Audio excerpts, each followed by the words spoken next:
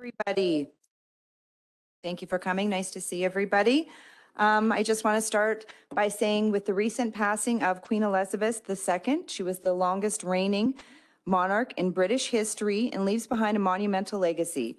Her dedication and example of serving one's community and her esteemed values are the pillars on which we have built our great nation.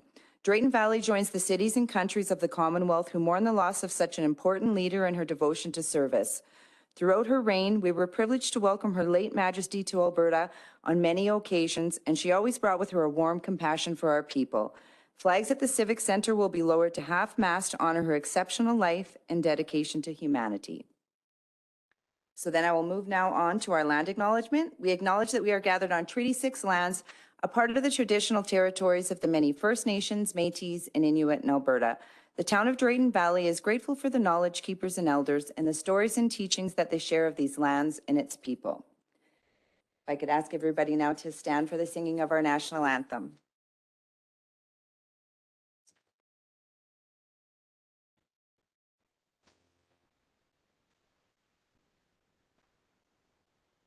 Oh, Canada,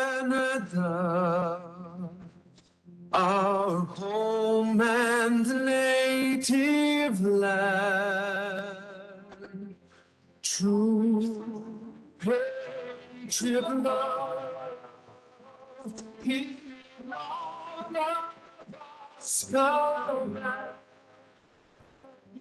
cattle bicycle,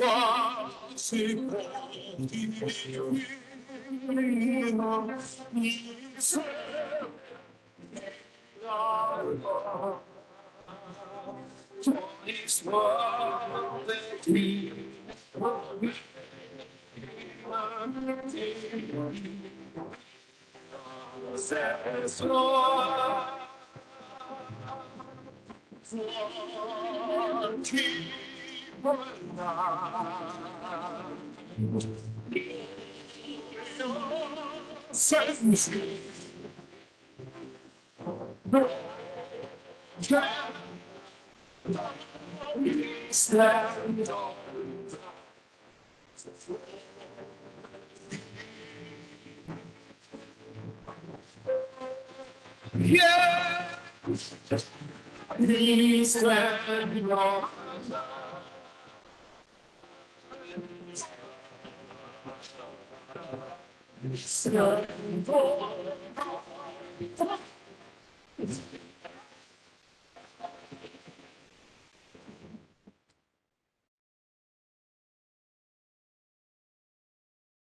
And I will call the meeting to order at 9:07 a.m. Are there any additions to the agenda?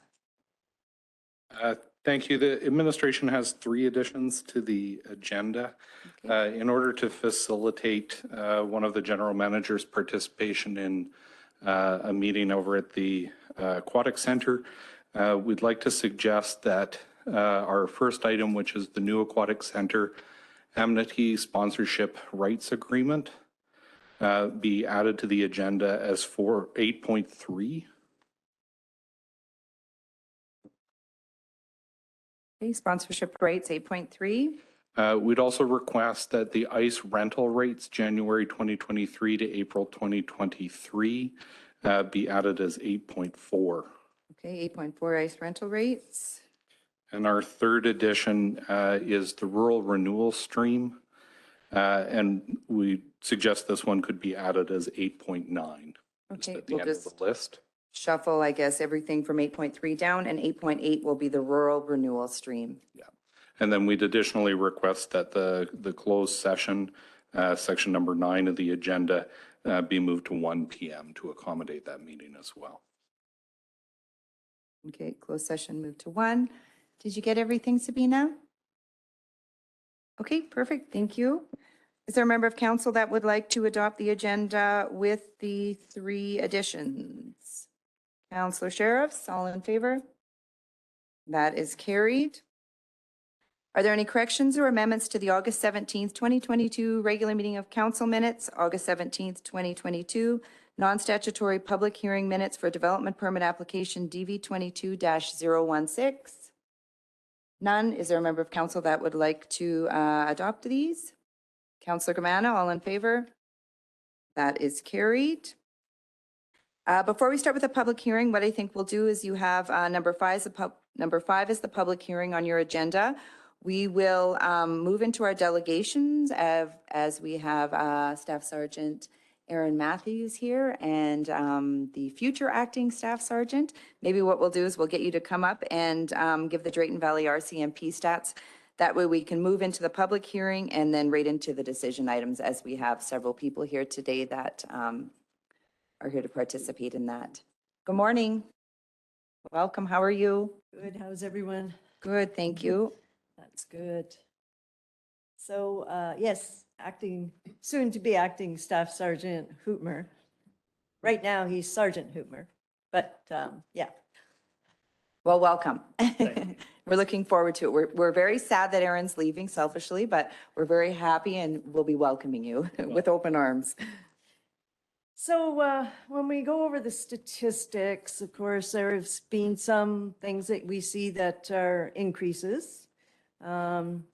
Uttering threats went from 2 in 2021 to 6 in 2022. All of those were deemed to be unfounded. Somebody sent me a text message I didn't like. Somebody called me bad names.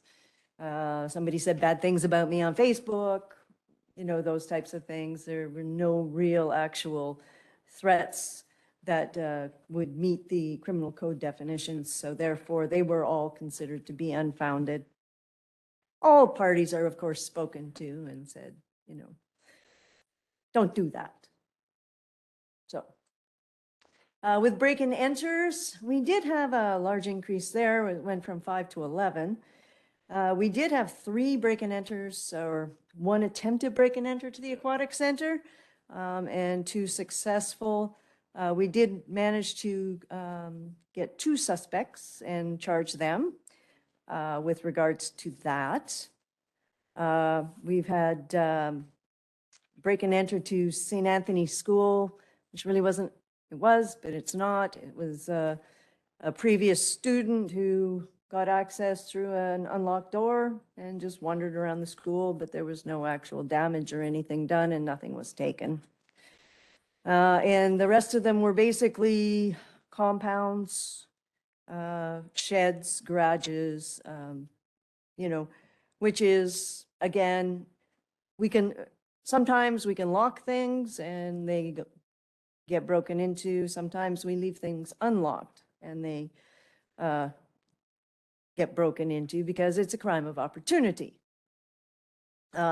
Very much like our theft under $5,000, which went from 17 to 31. 3 of those were shoplifting. 1 charge was laid.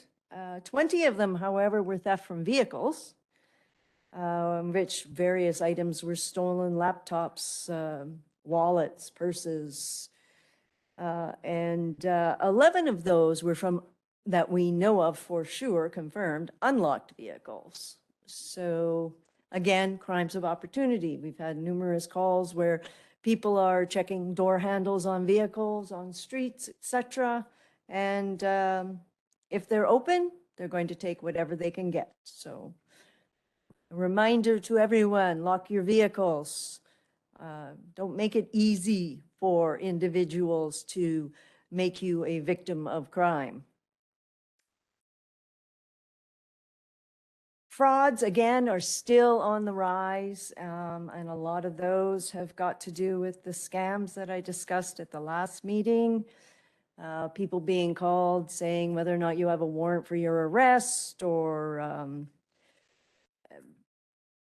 whatever, and they're asking you to pay your way out of that by buying them gift cards, Amazon, Apple, whatever.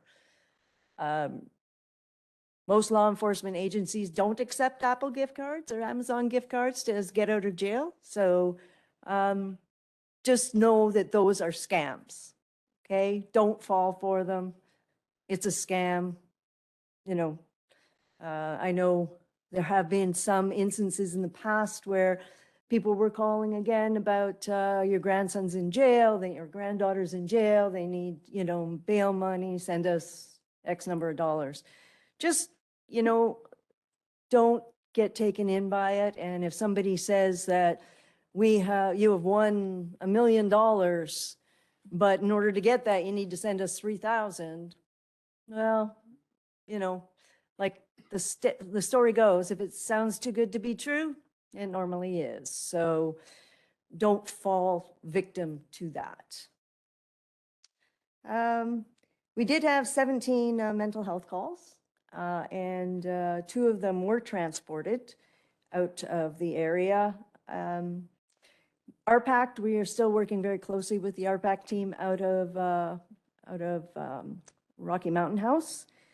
They spend quite a bit of time here, which is good. We're very thankful for them, but we are still pushing ahead and still forging ahead for a RPAC team of our own. So, and several meetings have been held with the health minister's office, and briefing notes have been sent there from our little team in support of that, trying to get some kind of a actual commitment from them to put an RPAC team in place in Drayton Valley. So we continue hard on that fight as well.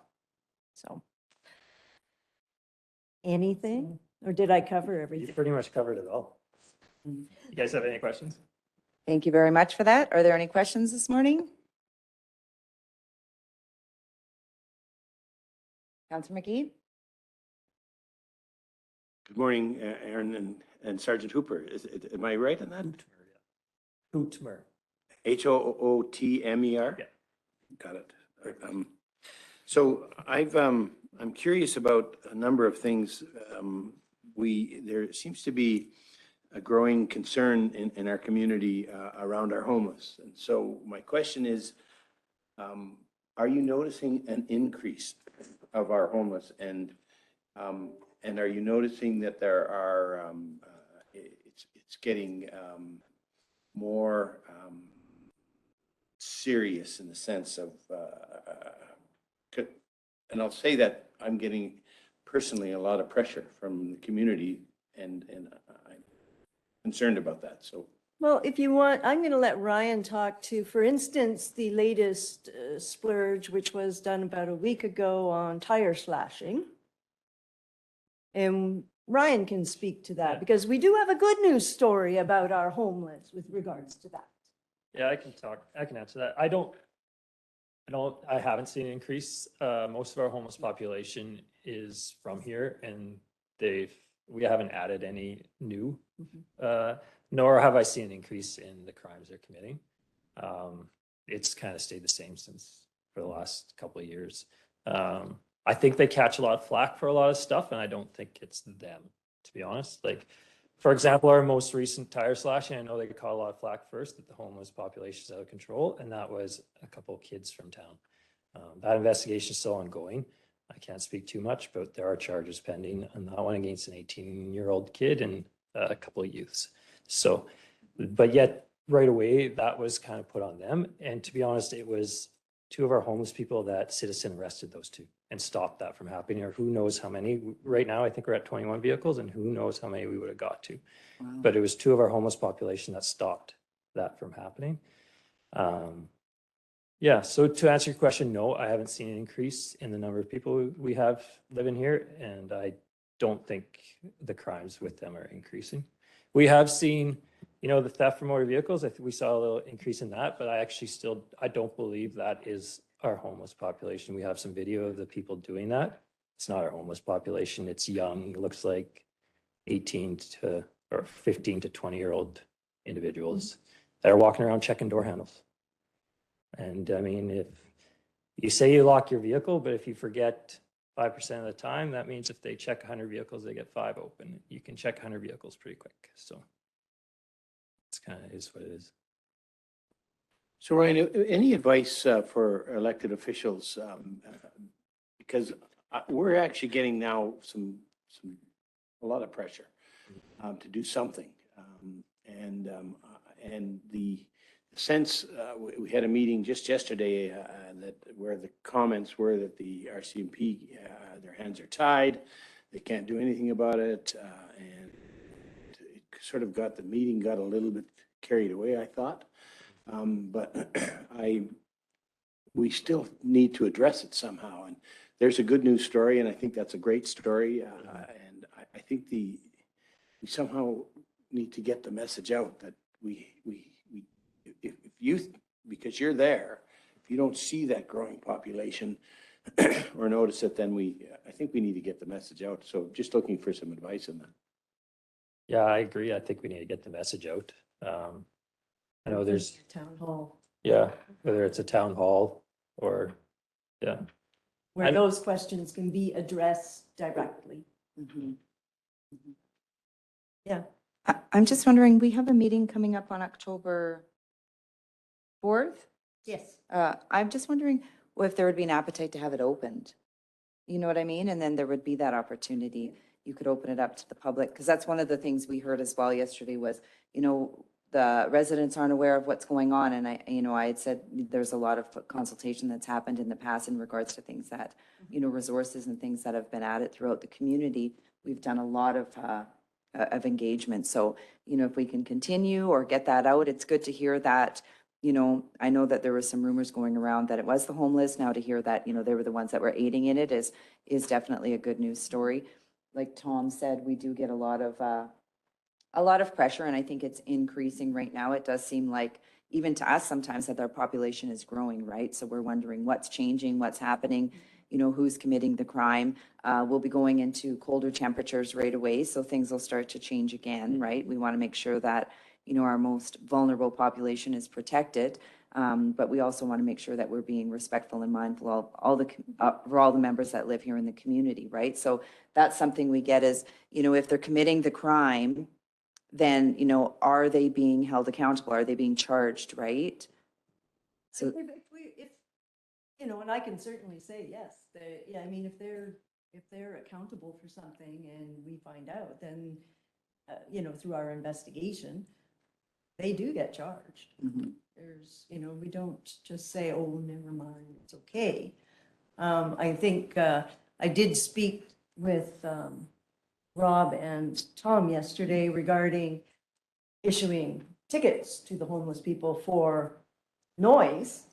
And it is kind of like, to me, I look at it and say, well, if they're homeless, what's the point of writing a ticket? Really? I mean, they're not going to be able to pay the ticket. So is there some way else that we can work in order to keep the noise down at the shelter pods? So I think we came up with a solution, and the members are all aware, and we will be dealing with that. With regards to our hands being tied, I'm not sure what we're referring to as far as the RCMP's hands being tied on certain things, because I wasn't at the meeting, so. Right, I think the idea and what we were trying to convey, the mayor specifically was trying to convey, is that you just can't send people away. No. You just can't, if you're walking down the sidewalk, you just can't deal with that. If I have a buggy full of clothing, that's the reality of that. You just don't send them away. And that's if you're not committing, and you're fine. Yes. But the sense of the people that were there was that, no, out. And I was disturbed by that, but. That's something that, I mean, as much as I hate to say it, I mean, in the past, the RCMP was directed to do numerous things that didn't turn out very well. Such as somebody just walking down the street. I mean, everyone has the right to walk down the street. And whether or not we like it or not, whether or not they are carrying a bag of clothes or whatever, what have you with them, that's their life, that's their belongings. And that's theirs. So, I mean, if they haven't done anything wrong, we have no recourse as far as that goes. You're absolutely right. Nor would we. And I think your comment about, so I write a ticket. So how does that add value to anything? It just doesn't make any sense. So but collectively though, I think it's time for us to come together before it gets blowing snow in winter and warming shelters and those Yes. kinds of things. We really have to work hard together with all our caring community. And so, Absolutely, and I think that opening that up would be a very good idea. I know I've talked about it before, and I think we're gonna try and hold a town hall here, well, before I leave. If not, it will be after I leave, I guess. But, you know, I would like to be part of that as well, so we'll be looking at renting a venue and hosting a town hall meeting where people can come and express their concerns and see if we can address them. Yeah, that's a great idea. There's a lot of rumors and a lot of talk, so it's always great if we can nip them in the butt and clarify who's doing what, what's happening. And, you know, we all get the slack for what's happening. And like Tom said, we said that if we had a magic wand that we could solve this, it would be amazing, right? We'd be the first community that could do it. So, you know, we're hoping that as we work together as a community and that we, you know, support each other and we're working together for a solution, that one day will come, but unfortunately, it's just not there right now, right? But also, I think the community wants to see that we're not turning a blind eye when there is crimes being committed and things like that, You right? know, if crimes are being committed, we definitely have no issues with charging individuals for those crimes. People have to be held accountable for their actions. So, you know, however, if it's, like I said, a noise complaint, I mean, can we just go over there and say, hey, keep it down and go back to, you know, your residence, the same thing as we do with any other noise complaint. However, a lot of them we haven't heard about. So, yeah, and that was another point I was going to raise is that unreported, because we're also hearing a lot of things are, at least I am, that no use calling because what am I going to, what can you do, right? My bike is now gone. So I'm not telling you about it. What would I phone the RCMP for? So we're getting that kind of a thing. So we probably got a lot of unreported breaking entry. You say 17 last, you know, but I think the unreported stuff is out there too. yeah. Yeah, that's kind of a myth out there. Like, what can we do? And I get that we might not solve that, but we do crime mapping. You know, so that gives us an accurate picture then of what areas, so we know where to patrol. Also, just because you have no video doesn't mean that same individual wasn't 4 doors down that had video, right? And that we can link up. So you never know. I always say report it. We want an accurate picture of what's going on, and it helps us to identify hot spots and areas to patrol. So, Yeah, another good message. Yeah. So lastly, Madam Mayor, we're going down to Calgary for the AUMA convention, and we normally meet with K Division, and we are going to meet with K Division. So if there are things that you think that we should be talking to them about, given Drayton Valley, you may not want to announce that here, but it would be good to hear from your standpoint, what kind of conversations and ideas you might have about our meeting with K Division. We Where- really need an RPAC Yeah. All right. Anywhere else where you need to push, or we need to push. That's it for me. Thank Okay, you. Thank you very much for that. Councillor Kamana? No, thank you, and it's nice to see you both again. Good morning.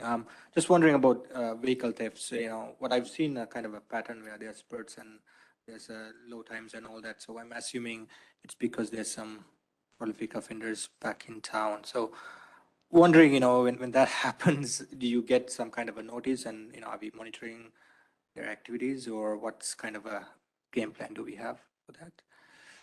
yeah, I can answer that. Yeah, so our vehicle thefts have been down over the summer.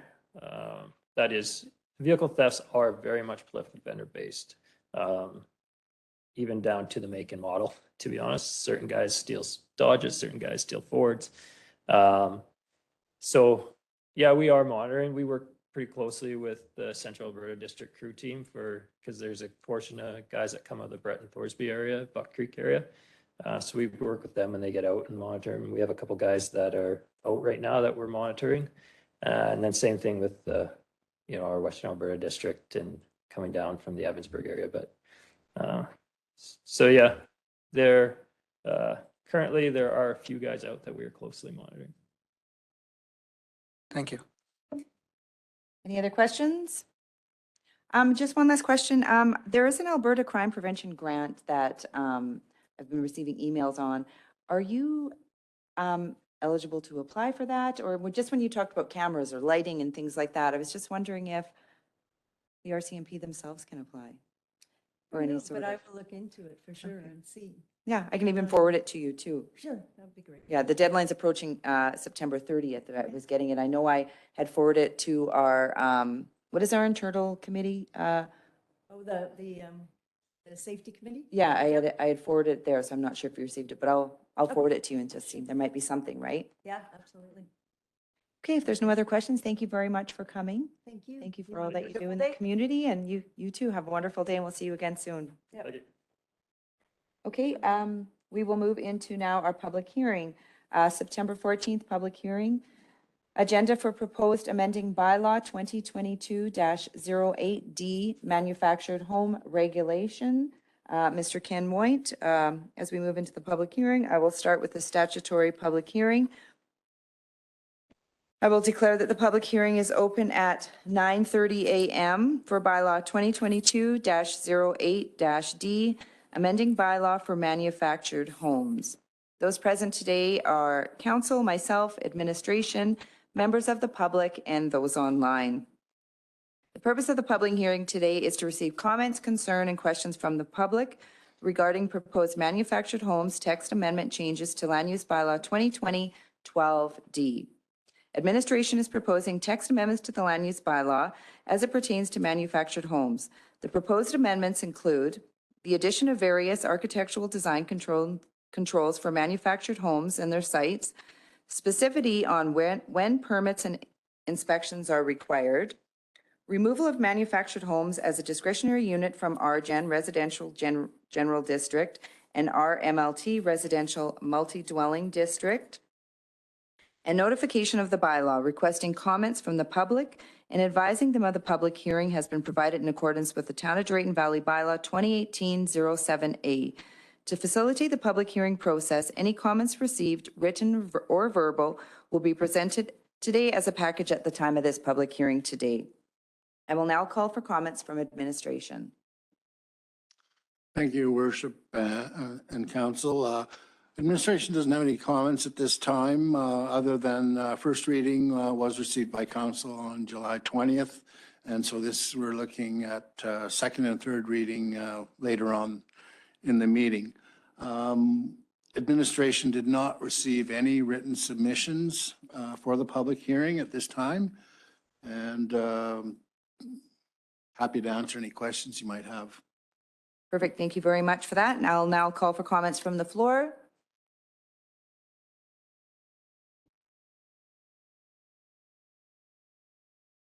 Yeah, come on down to the podium here and just make sure that the mic is on, please. Good morning. The little green light on, I think? Is it there? Okay, perfect.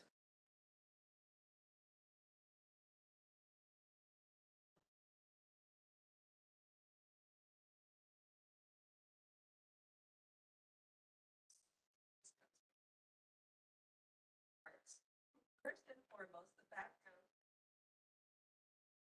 Physical.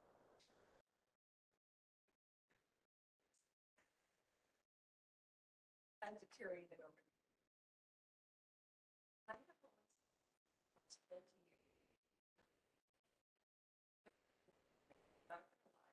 My husband and I around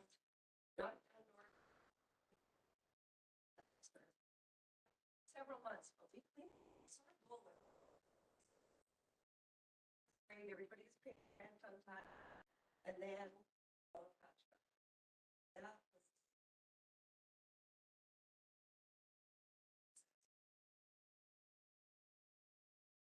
and it's no longer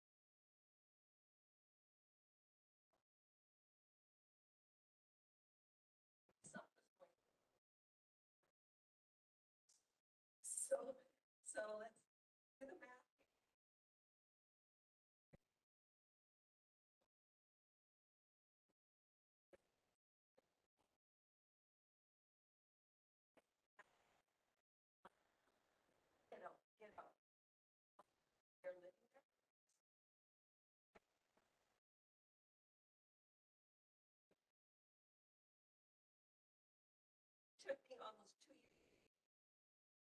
So I had.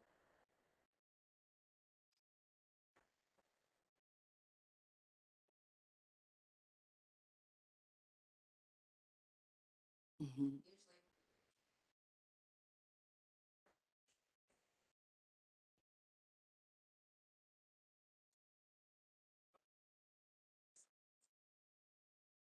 I did trailer. To be messy. They're hiding out. So, so now I'm down. Seven. Not nine.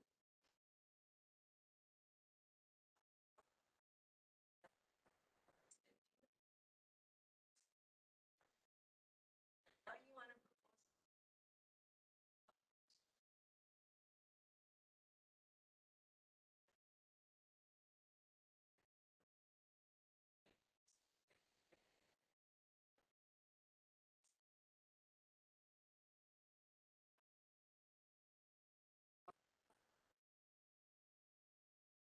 So I'm not even gonna make.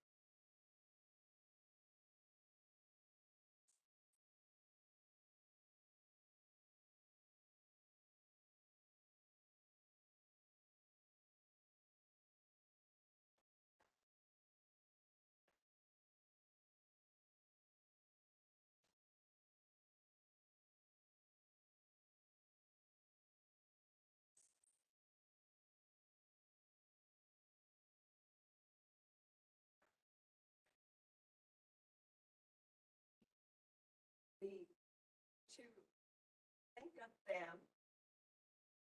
Say they're messy or trailer. See, they're living in a work. Yeah. Kristen and I go continuously. Spring and grab dark.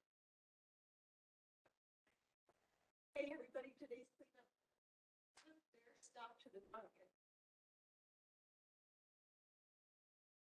Do what we can, but I, end of the story is, we need to fight the fools that they have been.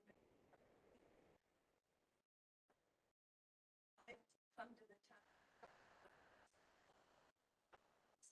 So I can demolish these trailers every time. And, you know, 20,000, I still got 2 trailers. What am I gonna do? Money to board them up. This siding is just,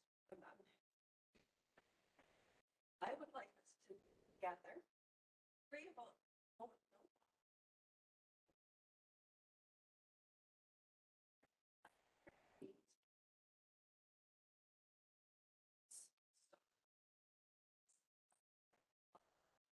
Said, I got a ticket, number 2. I legally have given a notice. I cannot step on his land until that notice is evacuated. And all these tickets.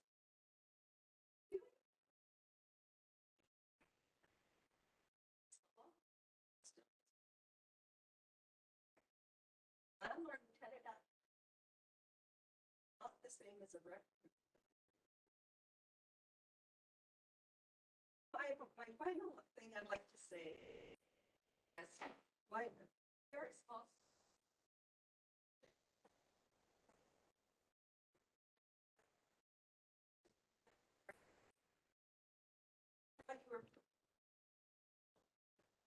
are done totally behind our back. We discussions.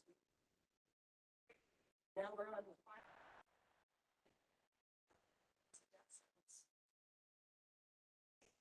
To work together, our energy wisely. Like I said, we are now with in my part, I have 18, 27. So now my yard maintenance. Have,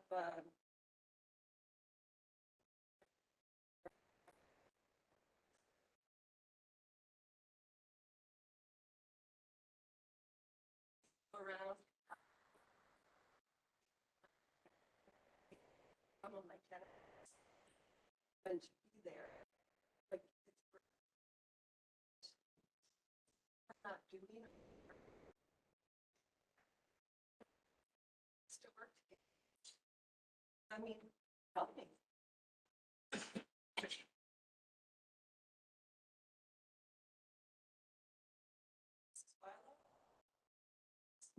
Well, I don't.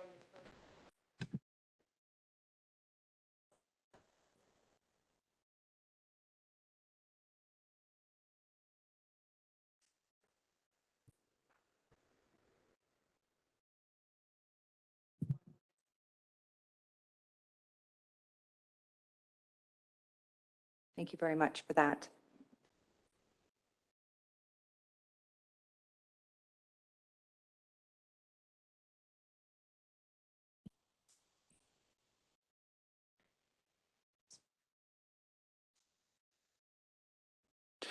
Pardon me, we're having some trouble with the mic getting the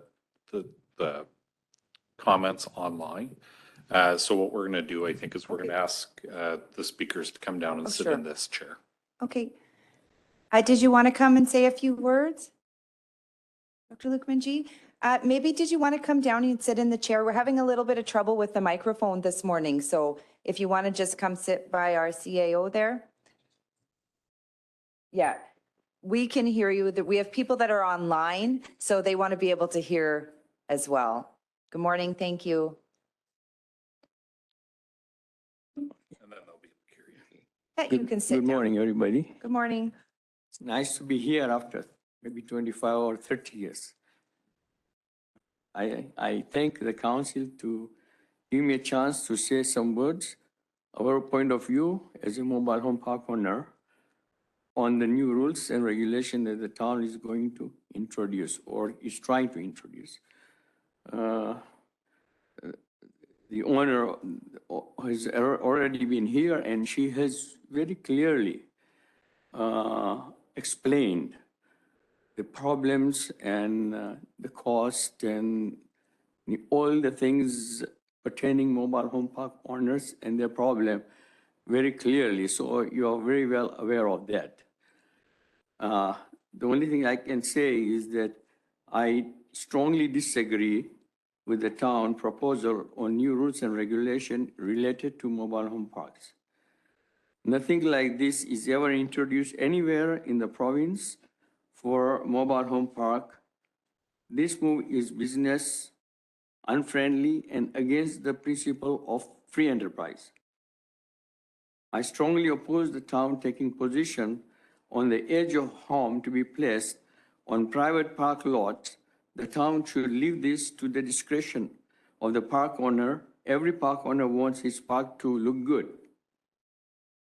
I feel that the town is not playing fair when a good home, because of age, cannot be placed on the town park lot, but can be placed in the county mobile home park lots.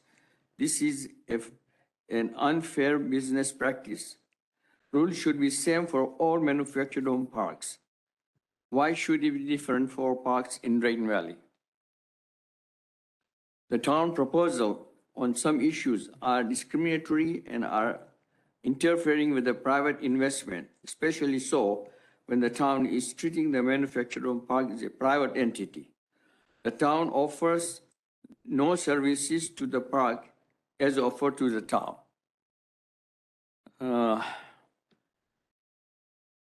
Like I own the park here in Rain Valley and also in Bonneville.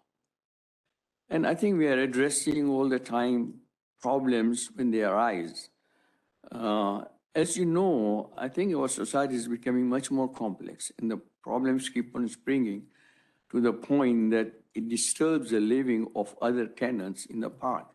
And we have to be all the time up in front, otherwise we destroy our business. And it's a business we are running and we are there to make money. And so I think a notion that the park owners, we are always have to be very active and alert in keeping our park going well.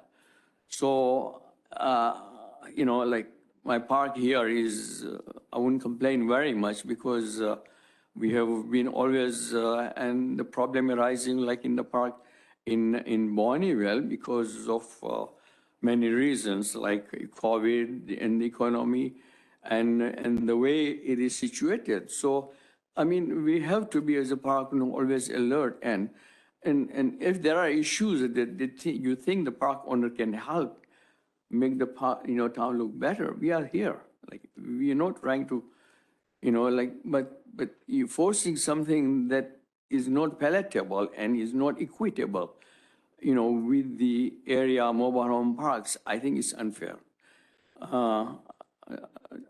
There's not much I can say, but this is my view that I feel. And thanks for this opportunity. Thank you so much. Thank you. Thank you. No. Come.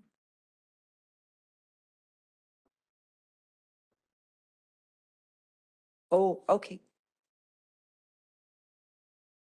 Okay, so we do have someone online. Maybe what I'll do is, before I move to any more comments from administration or from the floor, sorry, I'll call from comments from anybody online. Berkeley? I would like to, if I can, please. My name is Vern Schmidt. Oh, good morning. Can you speak up, please? We can't hear you very well. Okay, I Mr. will Vern definitely. Schmidt? Yes, I will speak up. Can you hear me a little bit better now? Yes, we can. Thank you. Okay, thank you very much. I just, my main, I know the owners there in the park and myself, I'm an owner and I run a mobile home sales company here in the Edmonton area and I deal with all the different parks around the Edmonton and surrounding area. And so I just wanted to comment basically on the age restriction that you guys are looking at putting the limit to 15 years or less to put a home on a park. To me, that is really, I mean, the homes built in the mid 90s are a whole lot different than homes that were there or probably are out there in the mid 70s. All the homes have to be built to the Alberta standard codes, and they were changed quite regularly in the mid 90s. So if we're looking at, say, a minimum of 25 years, the Alberta standard building codes are almost the same as they are today. There is a few minor changes, some, like I say, minor stuff like GFI receptacles that are required now on kitchen countertops, that kind of stuff. But there's always tweaks going on, but they're very, very similar as they are today. All the homes will have a CSA Z240 MH decal and then the manufacturer decal inside. So those standards are all spelled out there. The newer ones do have the CSA 277 with the plates with the manufacturer decal, but the homes built today are really the ones built in the 1990s, mid 90s, are very similar as what they are today. They're all built with 2x6 construction, double paneled vinyl windows, peaked and shingle roofs. Most have vinyl siding. The standard is usually the 100 amp electrical or better. And so, they're very close. So I putting parks where they can't say if a home is taken out and then they have to replace it with a newer home. it's, I think, a bit unfair that you wouldn't allow a home that's, say, 25 years or even older to go into that park. Basically, aesthetically, they look very similar to the ones built today. So, so that was just my piece I wanted to talk about. If you got any questions, I'll be glad to answer them.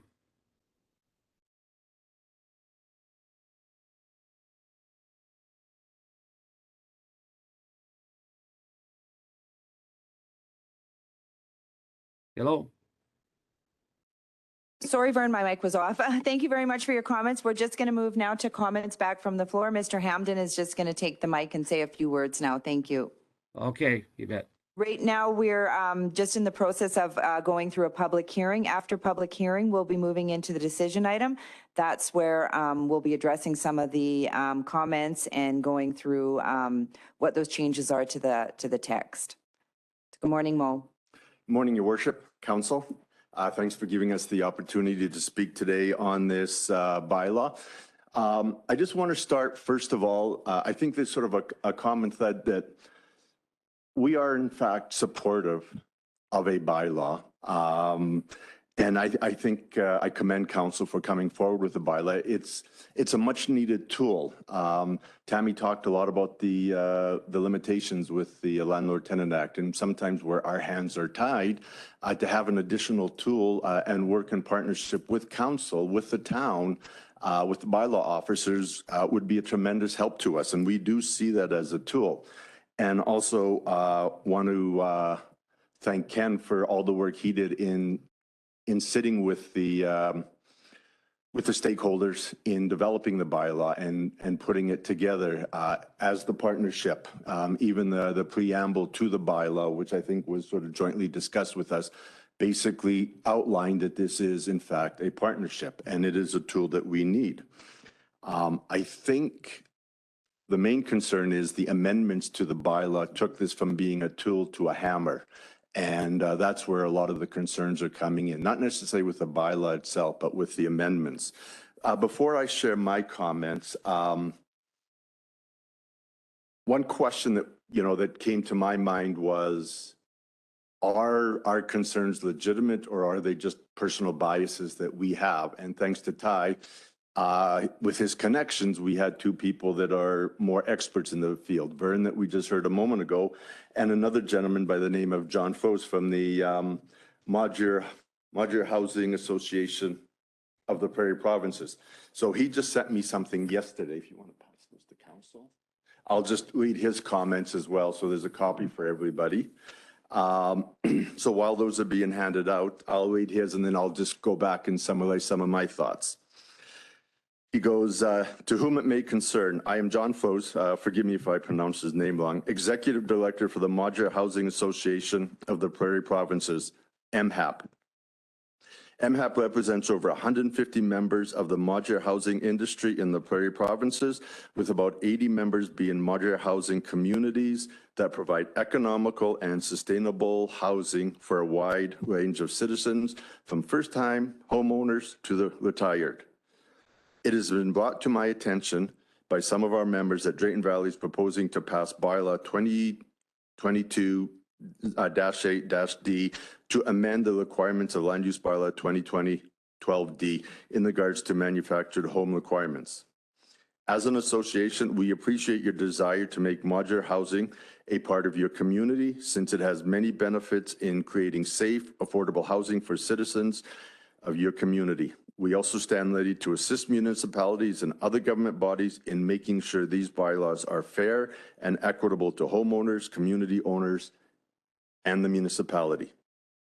In reading the bylaw in its current form, there are changes that should be made to create a more level playing field for the modular housing industry.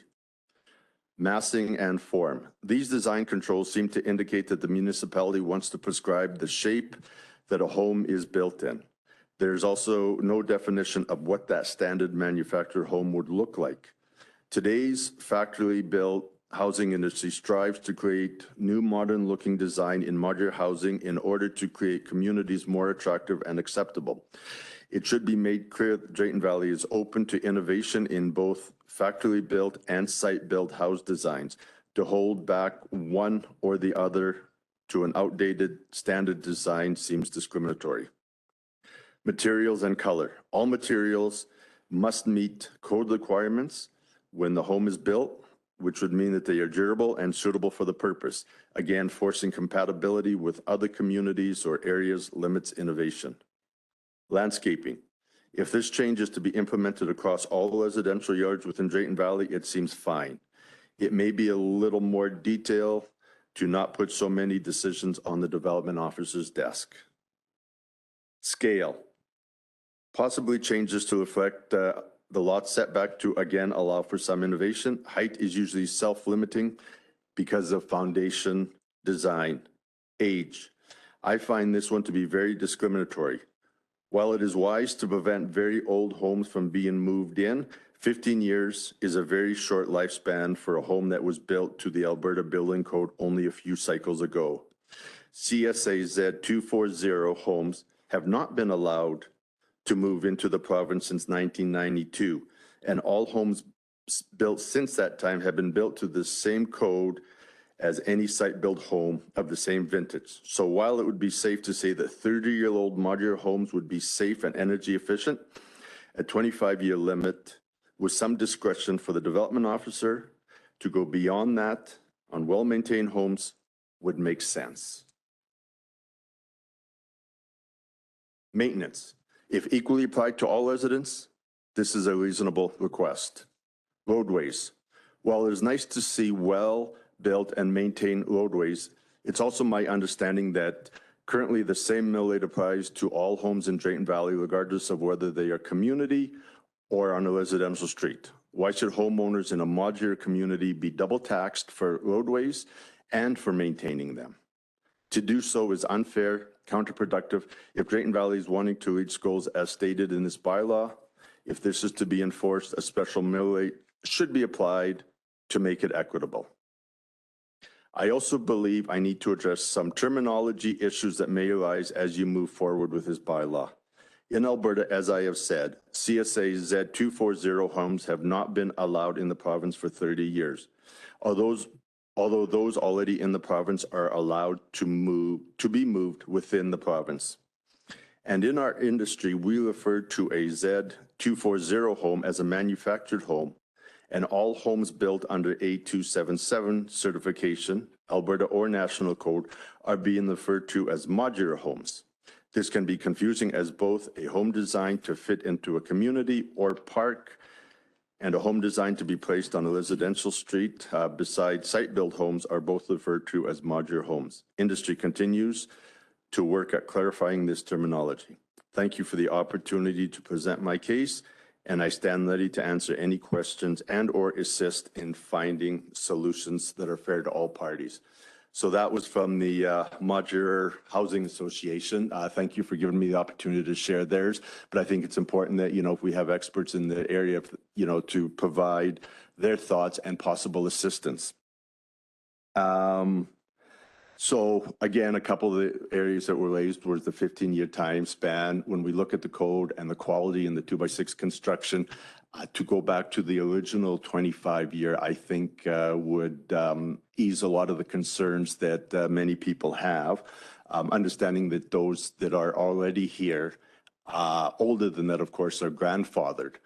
That in itself could also create an unintended consequence, because if you cannot get some of the larger, newer ones into a lot, there probably would be an incentive to try to keep the older ones there and sell it while it's on site. And so now if you've got a 40 plus, there will be an incentive to try to keep it on site because you cannot fit a newer one. So you may have a few unintended consequences, whereas if there's a little bit more leeway, flexibility, hopefully it can move to where what council wants to go on that. The concern about the roadways and maintaining similar to, the municipality, that one's also a concern for a couple of reasons. First of all, it talks about at the discretion of the development authority. That leaves it quite vague. The mood of the Development Authority or the change of the Development Authority could totally change what that means. So I think a little bit more certainty and clarification needs to come in. And as stated, this could quite easily put $1 million price tag. All other roads in town, of course, are maintained by the tax dollar, not in mobile home parks because they are referred to as a private business.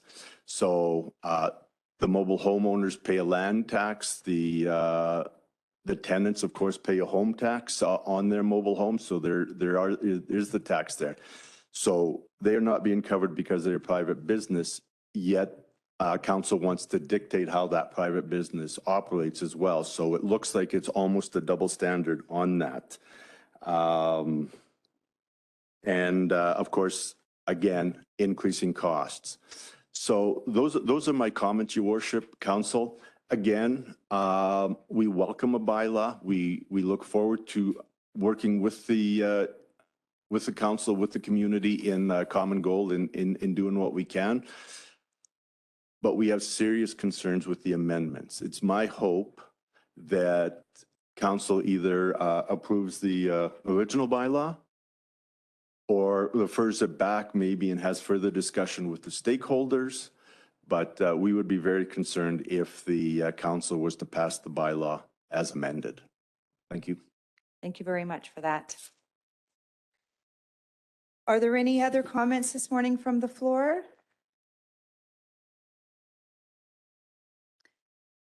Do we have anybody else online, Berkeley? No?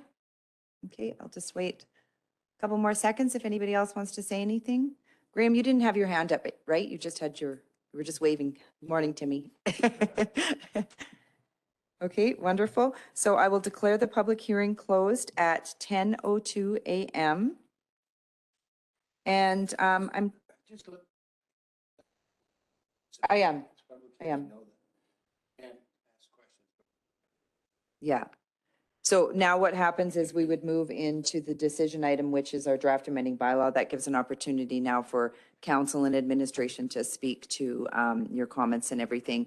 I'm just wondering, do we want to call a 5-minute break just so we could get a copy to our planning team of this? I don't think they received one before we jump in. Yeah, that would be helpful, I think. Okay, we'll just call a 5-minute break. If anybody wants a coffee, there's coffee too, or a little snack before we jump back into it. And that way we can just get this copied and then we'll come right back. So just a 5-minute break for everybody on. Okay, perfect. We will call the meeting back to order here at 10:12, and we will move right into our decision items. 8.1, draft amending bylaw 2022-08D, section 3.32, manufactured homes for second and third reading. Ken, this is you. Good morning. Thank you, Your Worship, Council. This bylaw originated from a request from council to, as some of the comments, to try and enhance the physical and visual appearance of some of our manufactured homes areas in the town. So architecture controls kind of are intended to improve the character and the visual aesthetics of a development. And I think what we all agreed on is the goal of this is to improve the visual appearance and livability of these communities in the town. So that's what the intent of the bylaw and the controls are for. Every municipality in Alberta has a set of mobile or manufactured home regulations in their bylaw. It's a common standard, as we did. So we're not adding them. We're just revising them or making amendments to them. At the July 20th council meeting, council gave first reading to the bylaw. At that time, there were some changes that were proposed, and it was to move from 25 years age to the 15 years age. That was basically a reason. We did look into it, and in my discussions with our building code officers, they had identified there were some major changes, not minor changes. The egress and the smoke detectors and energy efficiency and fire flame spread rating of materials were major safety factors that were brought in the 2007 building code. So that's the rationale for going to the 15 years timeframe. It's true, various 25-year-old manufactured homes could look like new or very close to new, but others is, just like a vehicle, 25 years takes a toll, and so more maintenance, more upkeep, and more renovations would have to be done. We did, in discussions with the stakeholders, we tried to provide a provision in the bylaw, which we have, that would allow older than 15-year manufactured homes to be located. So providing that they had an inspection that would confirm that they'd have the upgrades done to meet the new safety requirements. So I think that was a fair compromise to that one. The next addition was the requirement to have road maintenance added to the regulations to the satisfaction of the Development Authority. Again, that was a major concern of the stakeholders group. But again, we tried to mitigate it by not identifying a standard. So we're not asking them to pave it or to improve every 5 years to a minimum of 4-inch, whatever engineering standard you might find. What we're asking them for is, again, going back to the goal, what you would find in a normal residential neighborhood in the street. A few potholes, but not many, reasonable road conditions. And the idea was to leave it up to the Development Authority to make that call.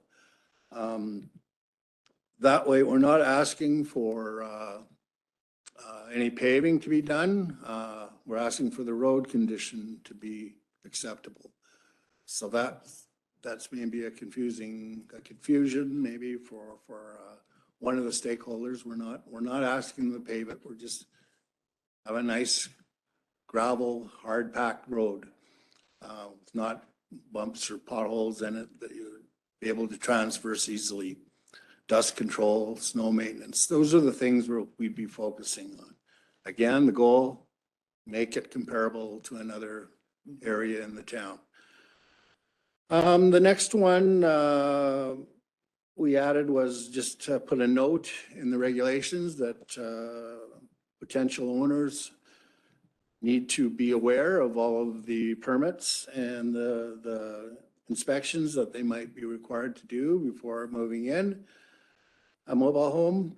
And finally, we did remove the intent to keep or remove manufactured homes from the R small residential small parcel district, which is quite an extensive area. So it remains as it is manufactured homes are permitted use. So that's the proposal.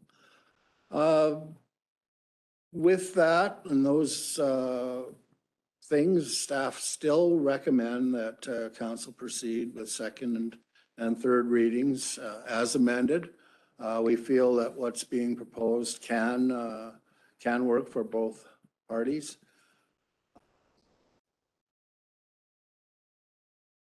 We still believe that the goal is to improve the level or the standard of these areas in town, and these will help to do that. And we'll work very closely with the stakeholders to accomplish that.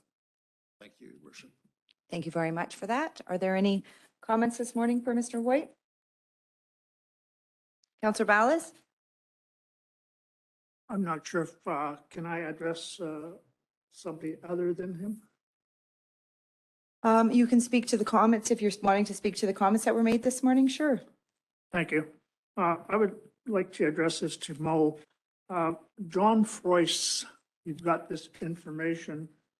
Can you just let me know if he's familiar with the Alberta legislation, and is this directly referenced to the Alberta legislation? Because I've got a conflicting dates of 92 and 98.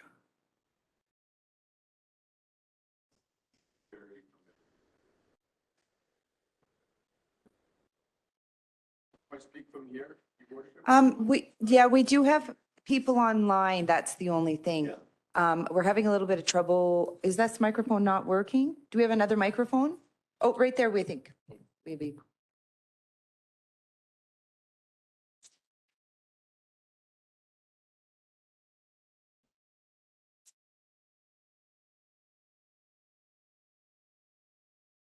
Yeah, we do have quite a few people online. Thank you.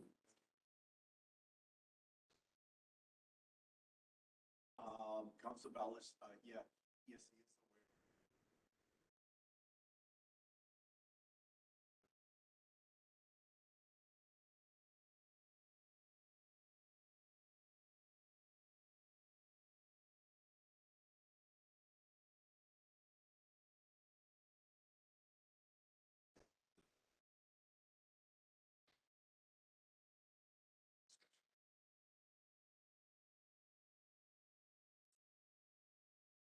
Thank you. Any other questions? Councillor McGee? A quick question for Mr. White. Did we compare other communities I'm thinking Whitecourt, Hinton, just in our surrounding area and their bylaws? And do we fit closely, or is it such a wide range that it's hard to find everybody to be exact? Through to Councillor McGee, yeah, we're fairly close to other municipalities. So the one exception though is the age. That is kind of a distinctive regulation.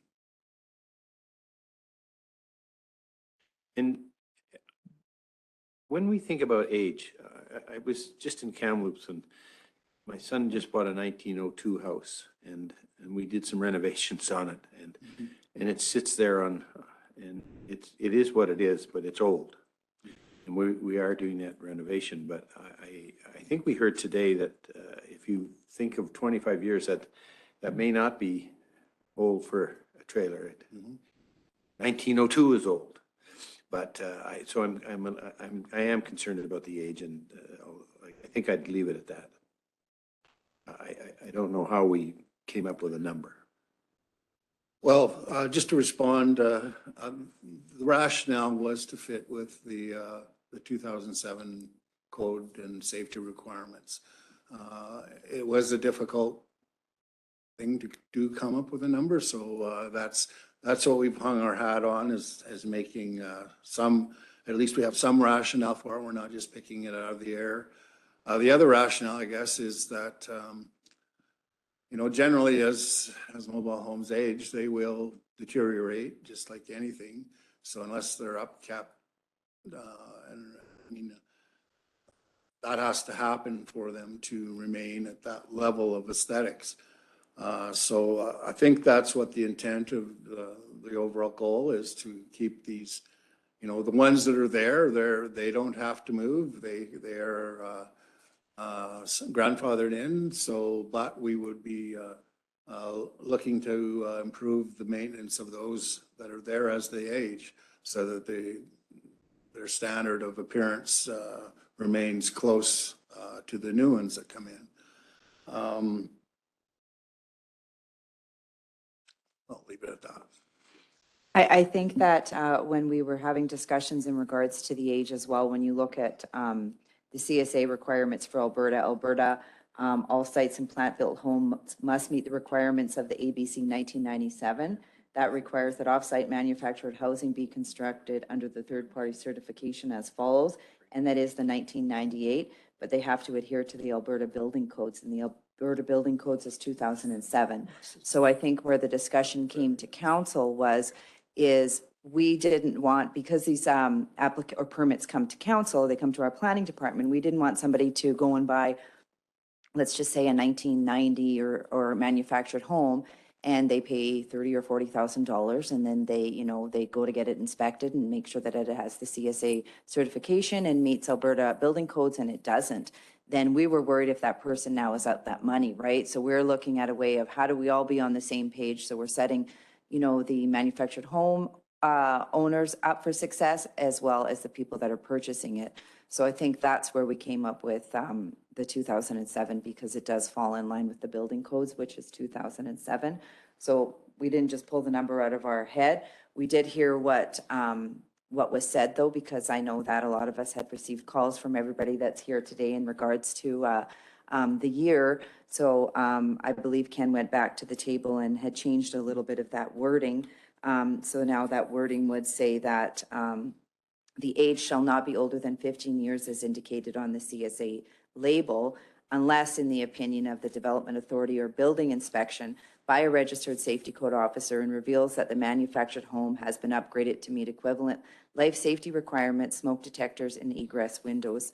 And Ken did talk about the flame spreading off materials as well. So we're just looking at protecting. So it's not to say that you can't have a manufactured home that's 25 years. It just has to make sure that it meets the CSA standards and is being approved by the building codes. Because you could bring that just the same as you could to a house when you're taking out a building codes. You now have to upgrade your electrical. You have to upgrade, make sure you have smoke detectors and things like that. Then there'd be no reason that the Development Authority wouldn't approve that. I think that was the understanding of council of having these changes in there.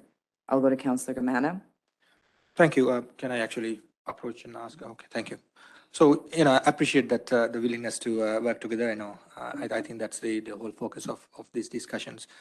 About the road maintenance, and I think it mentioned that, there's a little bit of a misunderstanding.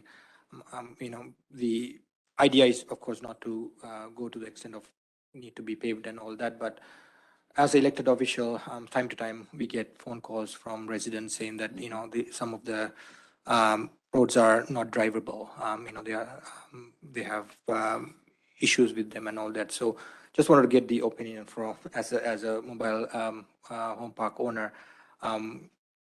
is it prudent that to put some kind of a wording on the bylaw saying that it need to be up to a certain standard, whether it's gravel road or not?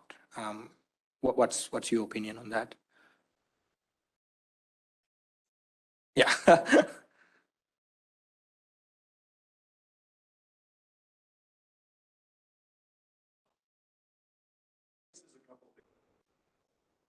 Private business options and whatever level of maintenance that is reflects on the cost and other decisions have to be made by the landowners. And so when we talk about partnership, not only the town and the mobile home park owners, but as well, so it's got to be.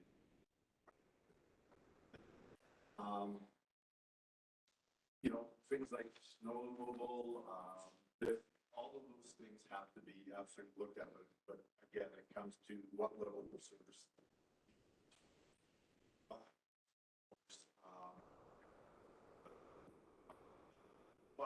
You want to maintain a certain standard again. Let's keep coming back to same as the residential streets. Always comes back to that. Mobile home parks are the only ones where you say we want to keep those standards, but you will pay them. All the others, all the standards there are tax dollar. In this case, yet the mobile tax is it's paid, tax as well.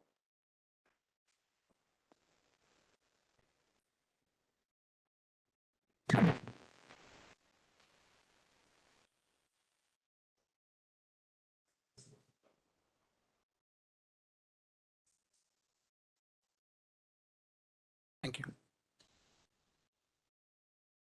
Said what I was going to say. Then we run into.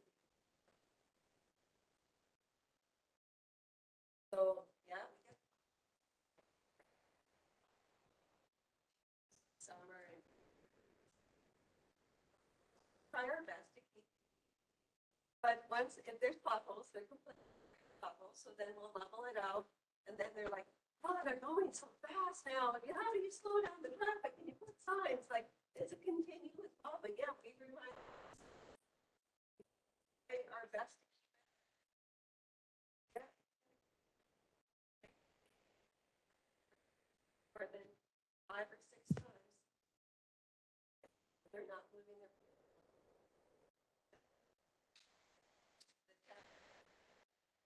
State street taxes, they come in. Thank you. I appreciate the input.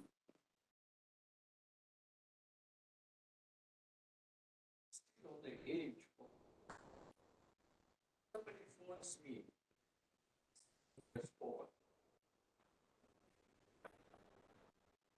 Say.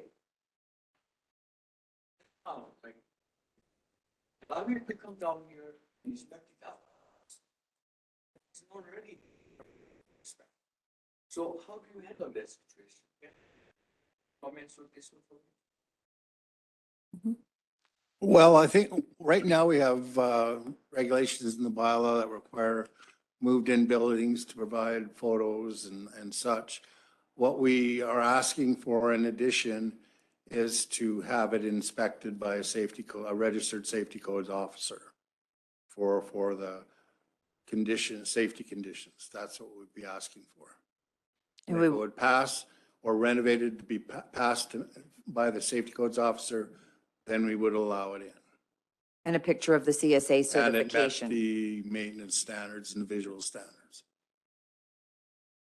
So that's the only addition.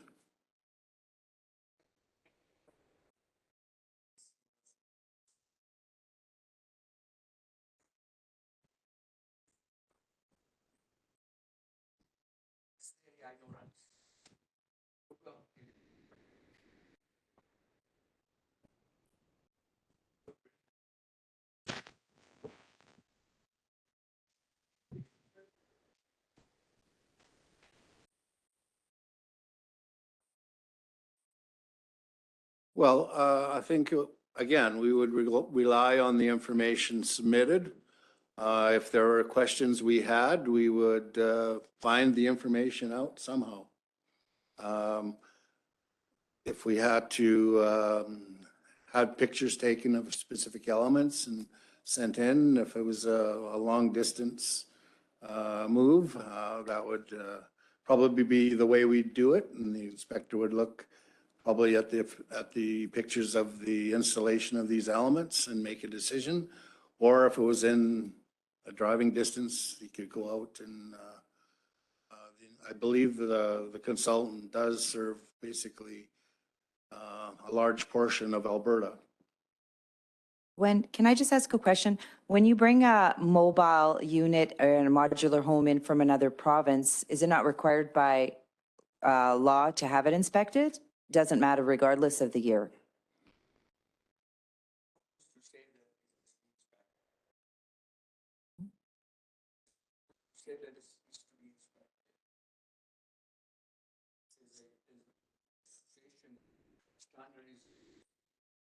Same for the whole of Western Canada.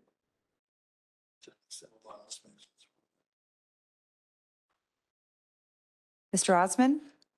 Maybe I can help provide some clarification. So it's very common in municipalities to have regulations around checking to make sure that a manufactured home, a modular home that's being moved on to a regular lot site in the town or in the municipality, to make sure that it complies with the regulations in the municipality. So in previous organizations, somebody was bringing in a prefabricated home or a home from another municipality on a truck. They would call us up, we would provide drawings, they would satisfy us that it met all the requirements that we needed to have in the municipality. And once that was done, the home could be moved on site. The system that we're proposing here for a manufactured home going into a trailer park is essentially the identical process. We'll ask a few different questions, we'll do a few different things, but the concept will simply be before somebody invests in bringing a trailer into our community to make sure that it meets with the standards that we've outlined in the bylaw. So the process is already in place if you're moving a modular home onto a lot outside of a trailer park or a modular home park. And so that basically we're just expanding that same process into trailers being moved into a park. Counselor McGee? Would we ever have a situation where somebody moved a trailer into a lot that we would never ever know unless they tell us? Through to Councillor McGee, well, certainly that could happen. Any development could happen without our knowledge, but eventually we would find out and issue and take the appropriate actions. So just to further that then, the expectation is for the owner of the manufacturer of the mobile home park to let the town know that I'm moving a trailer on. Is that how that works? No, the onus would be on the owner or the mobile home owner to do that. So if I could, there is a section in the MGA that requires a designated manufactured home park to provide the updates to the municipalities of all trailer movements in and out of the park. So that is a legislative requirement. Now, the degree to which the municipality holds that line varies from municipality to municipality. There are some that pass additional bylaws to strengthen that responsibility, but it is a requirement of the MGA that the trailer movements be reported to the municipality. Then I have a further question, I think addressed to Tammy and Jason. The question that was raised is about the size of the lot. And I cannot, so now if I have 4 empty lots now in Center Court, I cannot move. Oh, but I can't, I'm restricted to what I can actually, the size of the trailer. So can you explain that a bit more? Because I think if you can't move things onto the lots, there's a problem. So I just need to understand that better.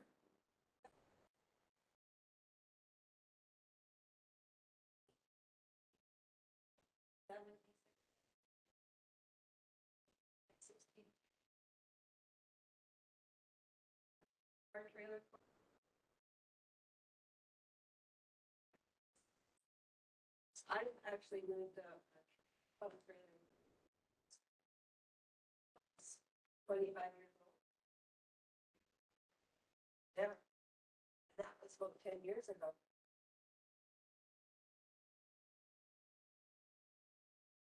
So the age really has nothing.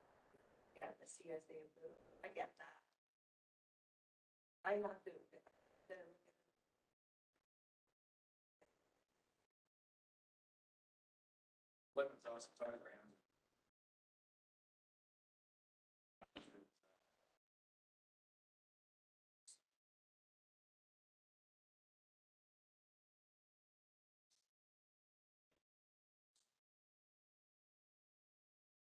I'm just wondering though, how the year affects you then, because as the years progress, even if we were to go 25 years, everything will be over 1995. So nothing would fit. So can you just help me clarify?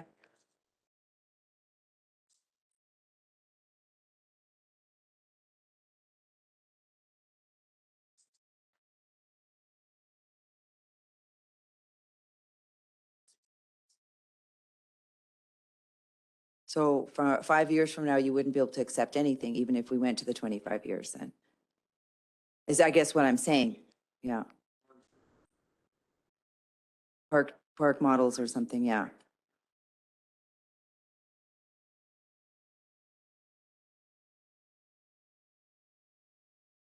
Thank you. Any other questions? Counselor Ballas? I don't have a question as, as much as I have a statement. I think, first of all, government should, as much as possible, stay out of private business. I'm not a strong proponent of telling how the private business should operate. However, in saying that, I think it's the responsibility also of our town to set some guidelines for conformity. And I think what we're looking at in this amended bylaw is too restrictive. I totally agree with our initial bylaw, and that's the bylaw that I'll be supporting.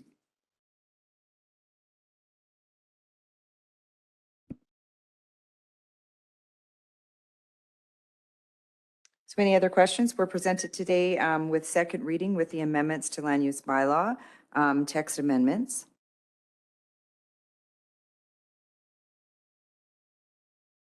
So do we want to go through the text amendments and do we want to do them one by one? Councillor Keane? I think it feels like we're not ready. I think we've had ample discussion, but there was some discussion about getting back together with the home manufactured home people and having another go at putting together a bylaw that would be acceptable to everyone. And I feel like I'm feeling strained right now, and I feel like we're not ready. And so I'm not ready to make a motion, because then we're restricted to discussion. But personally, I feel we're not ready. Councillor Camana? Thank you. No, I thank you, Councillor Mackey. I feel the same. So in my mind, this is something that we wanted to work with you and make sure that both sides and all the parties, including the residents who's living on those mobile parks, are heard and understood and agree on how we move forward. For me, this is not a sprint, this is a marathon that we need to work together to achieve. Having said that, and I think you understand, hopefully, where the town is trying to go to, make sure that town looks good, right? Whether it's a mobile park or the rest of the community, that's we are trying, and we all are on the same page. So, so what I would like to do is to make a tabling motion, and then we can bring that back for discussions with you and get more input from the residents of mobile parks and have those discussions and bring it back for the second reading. So I would like to make a tabling motion for this bylaw. Thank you. Can there be comments, question, or debate on a tabling motion, or that's it?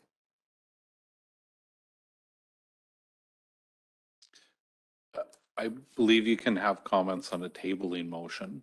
Yeah, I don't believe there would be any restriction to prevent you from discussing the Yes. motion to table. Okay, so we have a tabling motion. Sabina, did you capture that? Perfect. Then I will ask, are there any comments on the tabling motion that was made by Councillor Camana? None? Then, oh, no, you're good? Okay. Okay, then I will ask, there's motion on the table and I'll ask all in favor. That is carried.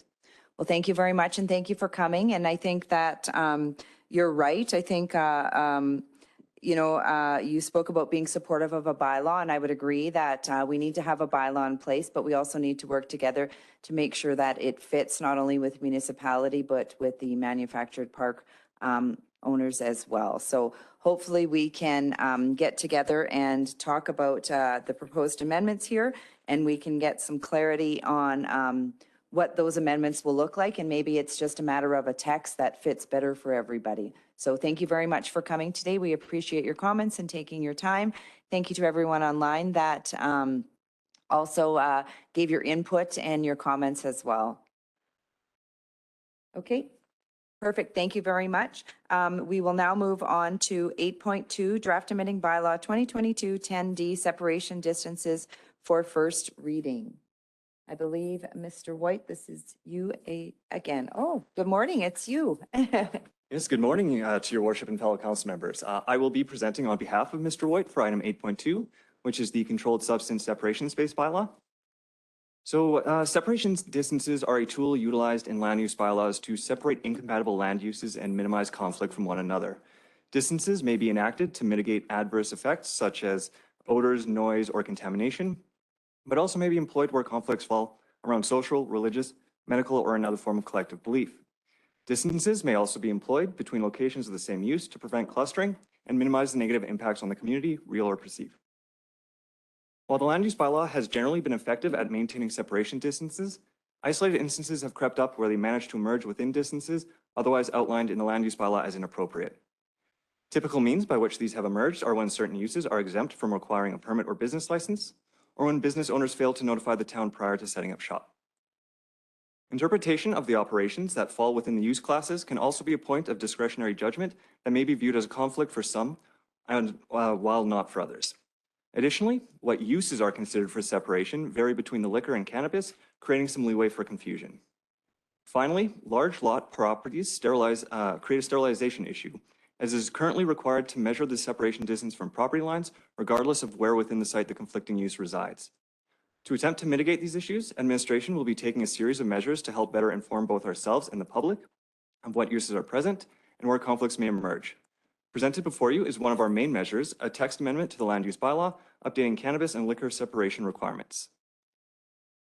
Under the text amendment, administration proposes the following. That use categories be listed as separate lines and in a format mirroring how the terms are identified throughout the land use bylaw. That retail cannabis and retail liquor are made to mirror each other in separated uses by including religious assembly to retail cannabis requirements. That separation distances for cannabis processing be increased to 200 meters from 150 meters in order to lessen conflicts. That measurements be redefined to be taken from the building footprint or commercial bay footprint instead of the property line. And that multiple definitions be added to the glossary as subclasses to further illustrate what operations fall within any given use category. This bylaw is presented for first reading only. A public hearing will be held should council wish to advance this bylaw. Thank you. Thank you very much for that. Are there any questions for administration? Councillor McGee? We have a new building going up across from the Tim Hortons in that area, and I see on the sign it has cannabis store. I assume they've applied, or maybe they've just applied to actually build the building, and then somebody comes in and then is going to apply to open the business of whatever they choose, and one might be cannabis, and we know that there's a cannabis store not far from there. Will that fit this bylaw? So if I'm understanding correctly, you're talking on 50th Avenue and roughly about the 57th, correct? Sure. In that area? No idea. By the big rock. My understanding is that that building itself is currently under construction and that there wasn't a license to apply for a cannabis, and that was already approved and had gone through all the appropriate setback measurements. It fits this bylaw. Yes. Okay. Councillor Kamana, did you have a question? Yeah, yes, sir. If you can outline the current bylaw and what are you proposing as changes? So overall, most of it is a clarification change. So we are making sure that the text matches how most of the definitions are outlined throughout the land use bylaw. So we're not making major changes to the majority of areas. Where you will see some changes are that under the cannabis processing, we have increased it from 200 meters of setback from the uses that were listed previously, up to 200 meters from 150 for the uses that were listed previously. And we are adding a religious assembly to the cannabis retail listing because that was something that was found under liquor but not cannabis, and we're making sure those are consistent.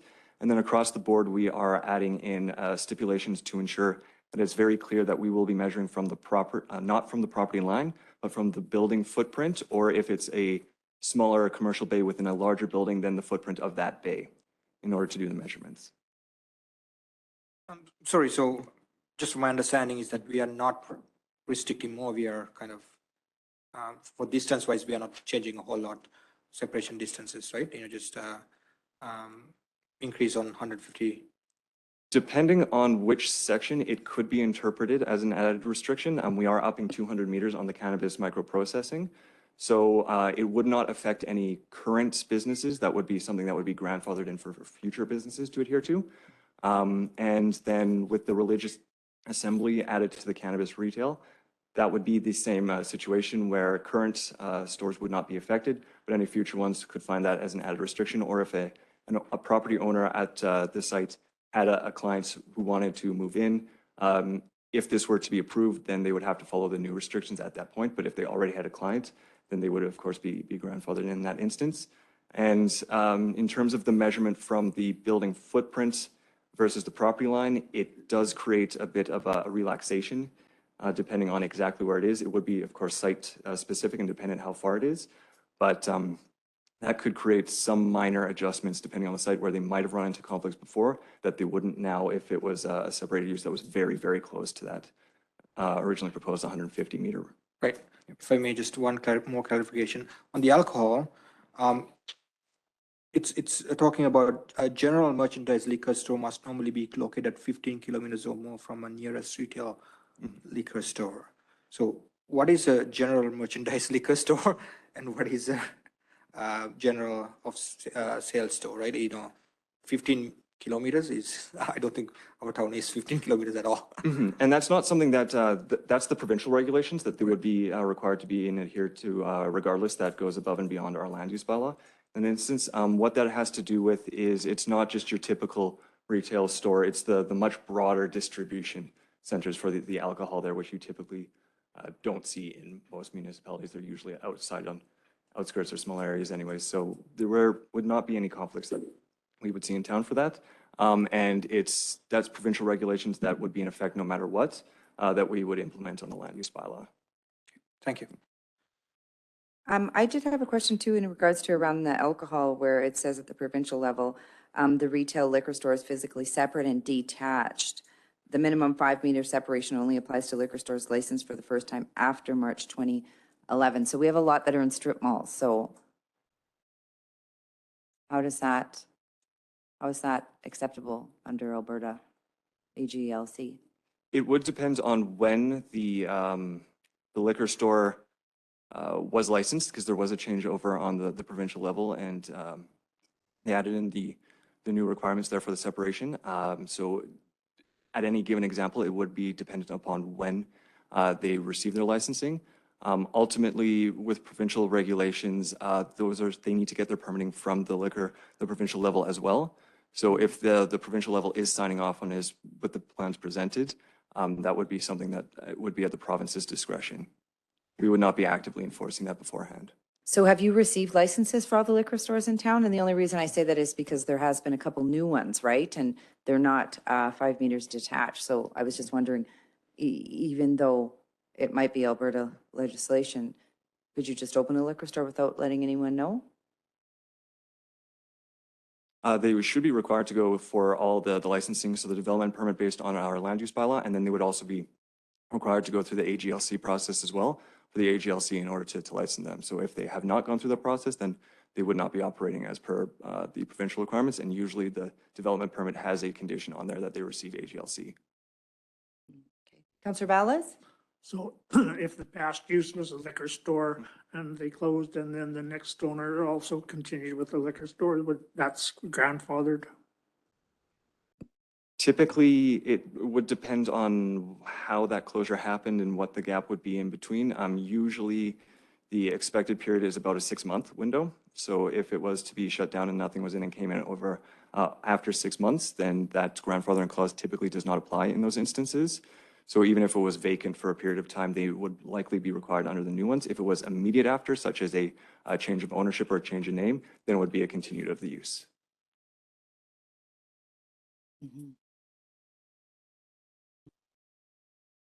Are there any other questions?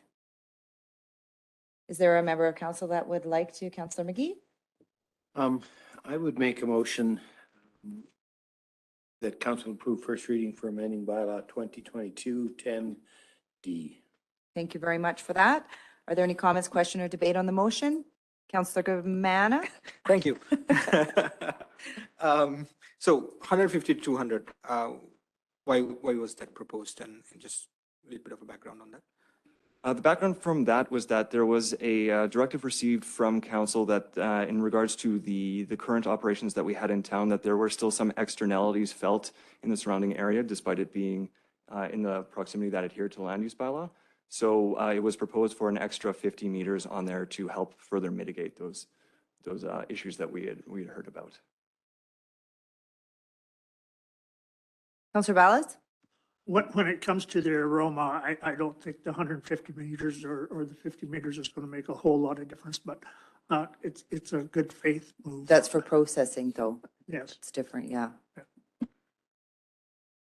Any other questions, comments?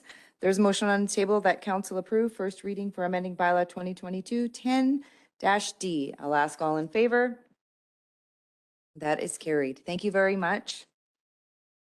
And we will move now on to one of our additions, correct? 8.3, sponsorship rights. Are we still okay? Unfortunately, Hans needs to take off to that other meeting. Okay. So we didn't quite get to them in time, but if we move on with the rest of the agenda, I suspect when he's back after lunch, we'll be able to catch him with those Circle back decision around? items. Yeah. Okay, perfect. So I guess then what we'll do is we'll move, kind of keep in line with what we had originally. Is the, would it be in 8.5 TF-01-22 issuance of funds for payments of accounts policy. And I believe this is Ms. Thompson. Good morning. Good morning. Okay, so we've discussed changing the, essentially our check signing policy, and the number is TF-01-22, issuance of funds for payments of accounts policy. So the goal is to change the policy to make it so that multiple members of our management team can sign, and it will remove the requirement for council to have to sign checks. And so we believe that the multiple levels of controls we have in place are sufficient to eliminate or to reduce the chances of error or fraud. So if you go to the policy that's attached, I don't think I'll go through, maybe I will. So the purpose is to establish appropriate guidelines, responsibilities, controls, and authorizations for the accurate and timely payment of accounts through accounts payable. The scope is, this policy is applied to all town employees. The general policy, invoices that are properly approved in accordance with the policy will be processed for payment. Payments will be made in accordance with the payment established with the vendor. The CAO means the individual appointed by council to be the chief administrative officer for the town of Drayton Valley. Payment means either the issuance of check or electronic fund transfer. The general manager of corporate services is responsible for implementation and following of controls in place to reduce risk of fraud and or error. All employees, departments submitting an invoice for processing must ensure that they're provided to accounts payable in a timely manner to meet payment terms and internal processing requirements. Accounts payable is responsible for reviewing invoices to ensure that they're in accordance with this policy. Accounts payable is also responsible for the timely processing of payments. It is the responsibility of the department manager to ensure that order for payment is within town policy and budget. Any invoice received by the town must be authorized by the department manager responsible for the invoice. The town of Drayton Valley checks must be signed as follows. This is where the change comes in.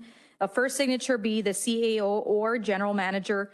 If in a circumstance where the CEO cannot sign, he must delegate his authority to another general manager. And the second signature would be myself, general manager of corporate services, or the finance manager, which right now is Leah Sadigian. The CAO's signing authority for checks may only be delegated to a general manager with no further subdelegation permitted.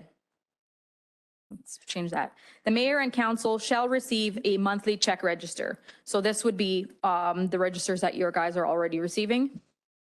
Payments will be made bi-weekly. In case of an emergency, the CAO or general manager of corporate services or finance manager will authorize payment outside the usual bi-weekly payment schedule. This does not happen very often, but there are circumstances where when we're doing a large purchase, where we have to work outside of the 2-week period for legal reasons to be able to move ahead on purchases. That usually includes like if we're actually buying a building or something like that, but it's not very often, but there are unique circumstances in which we do that. Payments shall not be authorized by anyone who has a monetary interest or could be perceived as having a conflict of interest as per the Municipal Government Act.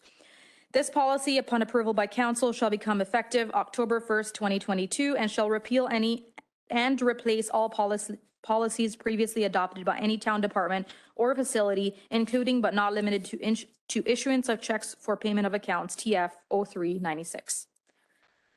Any questions? Thank you very much for that. Are there any questions? Councillor Ballas. Thank you. In number 10, you say it's the responsibility of the department manager to ensure the order of payment. If the department manager is not there, do you have a designate? We will, in a circumstance where the department manager, the general manager wouldn't be there, we would have the person responsible for that purchase. It often is a manager below the department manager, but we will require 2 signatures in the absence of the general manager. But to authorize an invoice, then I would just suggest that you include or designate. Yeah, okay. So Same with number 11. in most cases, those responsibilities would filter upwards. So if you had a department head reported to Shelley that wasn't there, so they had a staff member made a purchase, Shelley wasn't there to sign off on it, or sorry, the manager wasn't there to sign off on it, then Shelley would sign off on it on there. As long as it's somebody that's familiar with what's So going on. it would default upwards. So, and maybe you can include that in there somehow?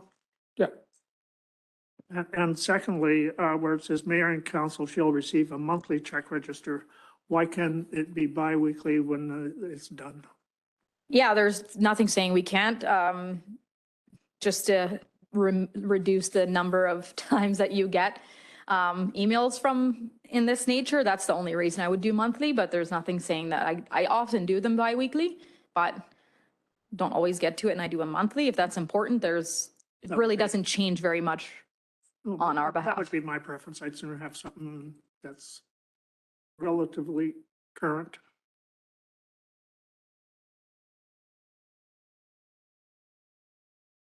You're good? Okay, Councillor Sheriff? Personally, I like the fact that as a council, I get a chance to go and look through the invoices and signing the checks. So I'm actually quite against this. Thank you for that. Did you have a comment, Councillor Clark?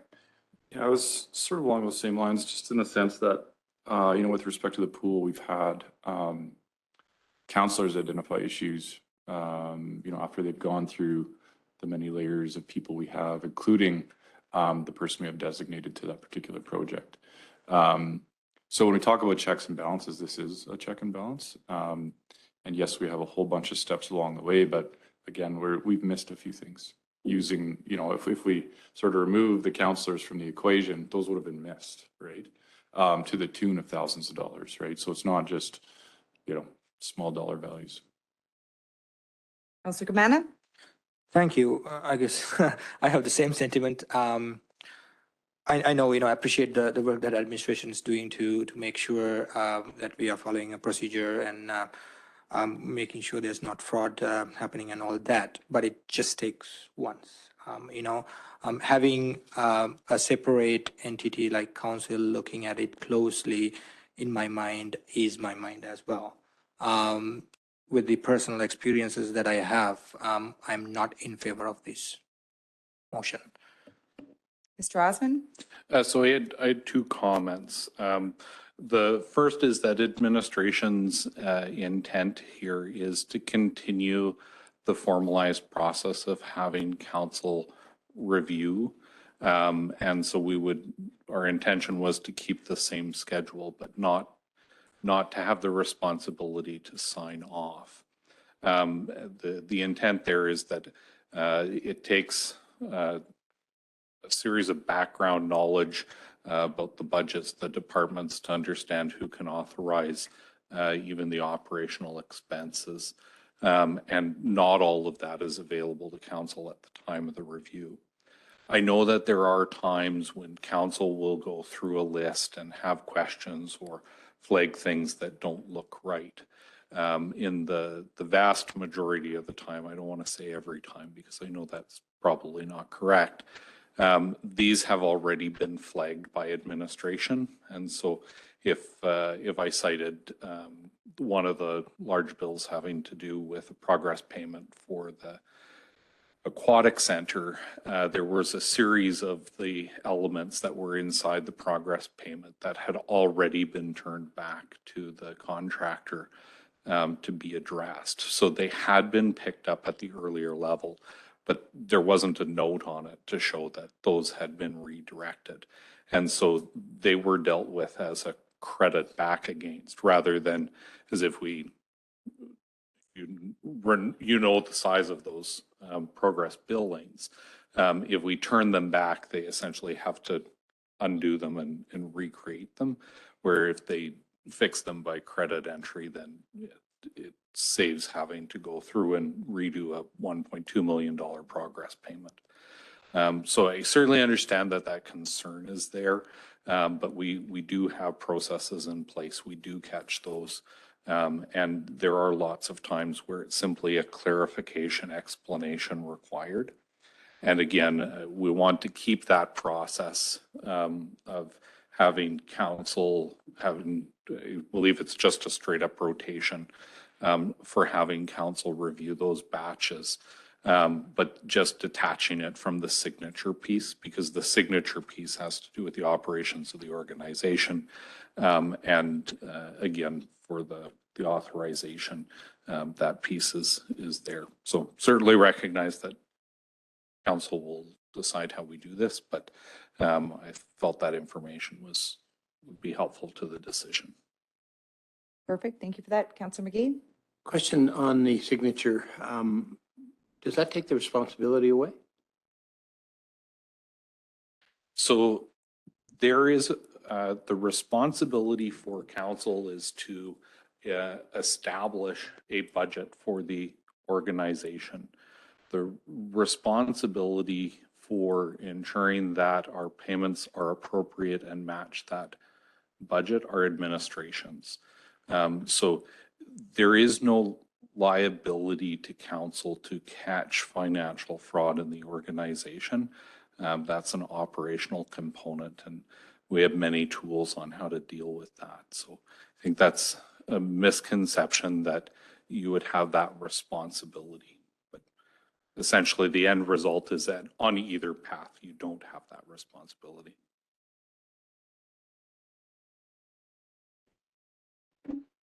We're just saying we have for the community. Okay, thank you. Councillor Evans? So just so I'm understanding it right, we would still review the package, but we wouldn't be responsible for signing all the checks. Is that basically what we're looking at? That's correct. So just a question, Councillor Ballas had made some amendments to the policy. So would there now be a third alternative when it comes to a motion, one with amendments? I'm just wondering, or how would that work? Yeah, so my suggestion would be, I believe there's one of the alternative motions is to approve it with a series of amendments.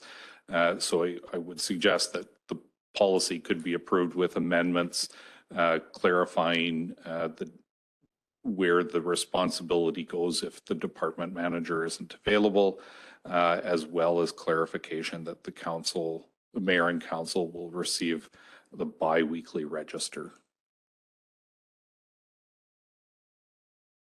Councillor Clark? So with respect to the register, I mean, do we get a little more specific in the actual policy saying, you know, you're not just going to receive it, but there will be somebody actually reviewing it on behalf of council and with the ability to provide feedback?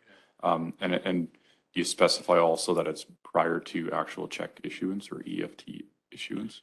So there's two components right now. So prior to the issuance of any check or EFT, there's the review that council does, the signature portion.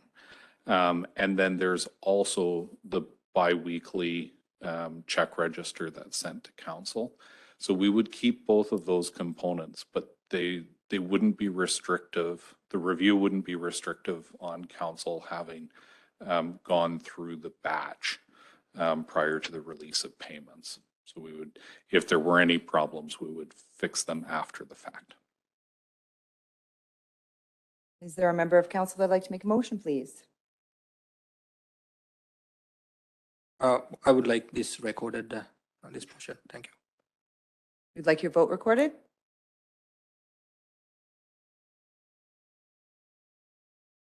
Councillor Vallis? Well, thank you very much. I move council direct administration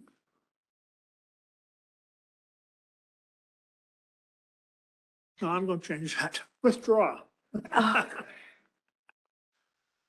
move that council approve the updated issuance of funds for payments of accounts policy TF 01-22 with the following amendments. Number 10, include designate. Number 11, include designate. And the mayor and council shall receive a bi-weekly check register. Is that a different number, Bill? It's just in the, I guess 12? it's in number 12, yes. Okay, Sabina, were you able to capture all of that? And are you adding that we are actually reviewing them? I made the motion for. Yeah, but the council will be reviewing them as well. That was a sort of a third amendment coming from Councillor Clark, that we will actually review them. Yeah. We're not eliminating ourselves anymore, but we're Okay. continuing. Rob? I don't want to interrupt that question, but I was going to suggest a clarification that rather than the appointment of a designate, that the authority follow the chain of command. Sure. Yeah. So what number is that?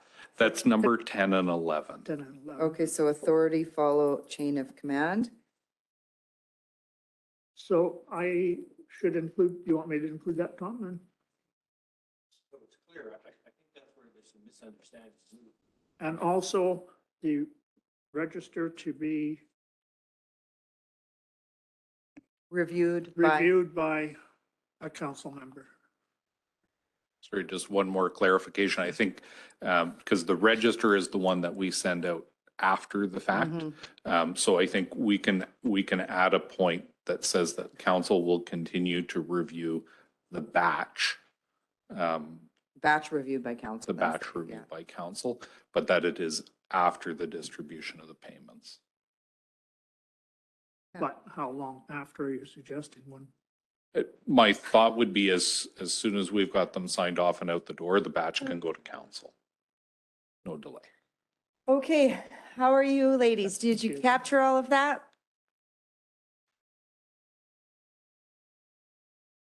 So we have a motion on the table that council approve the updated issuance of funds for payment of accounts policy TF-01-22 with amendments to number 10 and 11, the authority following the chain of command.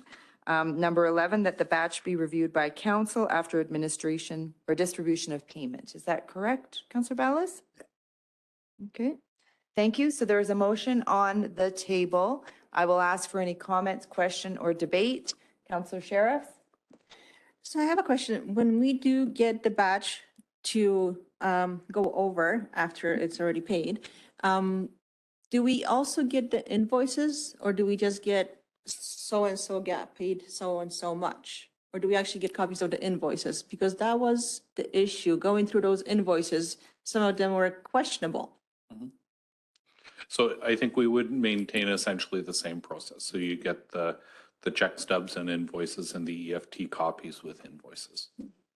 Because otherwise, any review of the simple check document doesn't give you any details about the process. You need to see the invoice and the processing of administration. Yeah. Any other comments, question, debate? Councillor Ballas, do you have a comment? No, I'd just like to hear back the motion. Okay, I did read it back to you. You're not okay with it?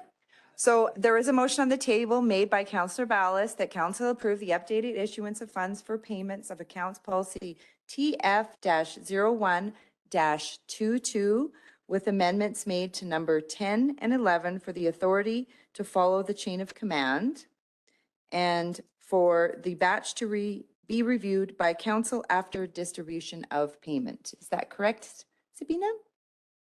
Yeah. Good? Good, Bill? Yep. Okay, good.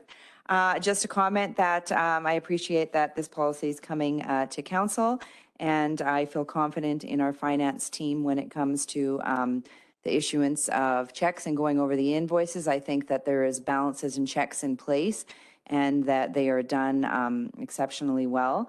And I'm perfectly fine with this policy the way that it is. I think that our job is to be approving budget and making those decisions. And I think that the register coming so that we are aware of what's being paid out is sufficient. I don't think that by any means as a counselor that we could even delve into the amount of invoices, the reasons why, or the departments and everything. We have 101 questions when it comes to check signing, and it would take weeks to be able to sign checks and to be able to understand exactly where everything is coming and going into every department. And I think that's why we have the team that we do in the departments that we have. We have jail codes and everything else in place, and for a reason. So thank you for bringing the policy. And there is a motion on the table with amendments, and I will ask all in favor, all opposed, and that is carried. Thank you. And that was recorded. Okay, perfect. Thank you for that. So we'll move along now to, where are we? 5 now, or 8.6. We got our numbers changed. The allocation of Metal Neck Salvage Limited monetary contribution to education mandate and aquatic facility. Awesome. Thank you so much.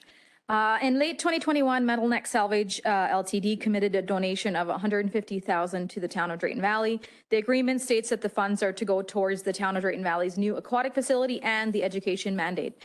The allocation of funds between the two projects was left to council. Therefore, a discussion and decision is required to determine the distribution of funds.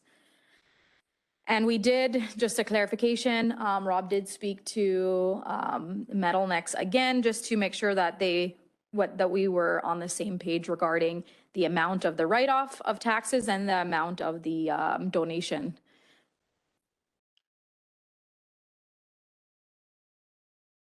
Perfect. Thank you very much for that. Did you have a comment? No, I did speak to Metal Nexus representative, and when we got down to it, we realized that we were all talking about the same thing. It is clear that the amount of funds that we're asking council to talk to us about distribution is the $150,000, and Metal Nexus is comfortable and clear that that's the amount we're talking about today. Perfect. Thank you very much. Are there any questions for administration? Councillor McGee? What's an education mandate? What does that mean? Just towards our education discussion and initiatives, yes. I believe that is the term they used, is the education mandate. So it's zero fee. So it's into zero fee. Okay, I only asked the question because I have no idea what it meant to me. Mr. Rossman? So for clarification, we have an education function. Council could choose to put these funds towards the education function in general, but we also have specific education programs like the zero fee, that council could identify those funds to go to as well.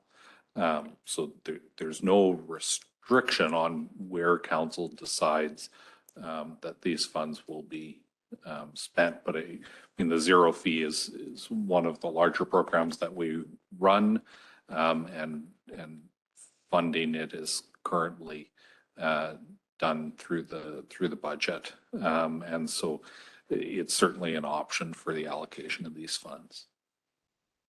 And when you were talking to the representative, if I'm putting in money to the new aquatic center, not asking for naming a bathroom or any of those things?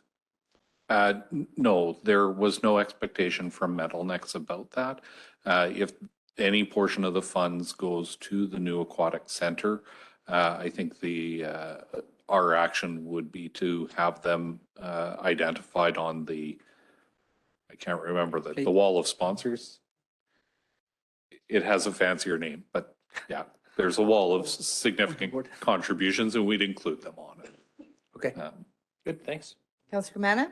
yeah, I'm just going to make a motion that, if I may, Go that ahead. council allocate 50% of the donated funds from Metalnex Salvage Limited to the Ricochet Oil Corp, Aquatic Center, and 50% to the education mandate. Thank you. Thank you very much for the motion. Are there any comments, question, or debate on the motion? Councillor Ballas?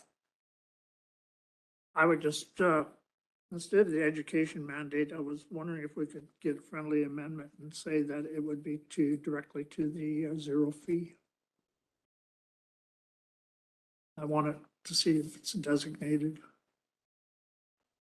So that goes to you, Councillor Camana. Will you accept a friendly amendment from Councillor Ballas? I think, if you say, thank you for the amendment, Councillor Ballas, if we say education mandate, it kind of gives the flexibility for us to go through. I think we are going through a strategic planning for our education as well as economic development as a whole. So that kind of gives us flexibility to whether it's going to zero fee or whether it's going to go to somewhere else. And I like that. Sorry. I would counter that.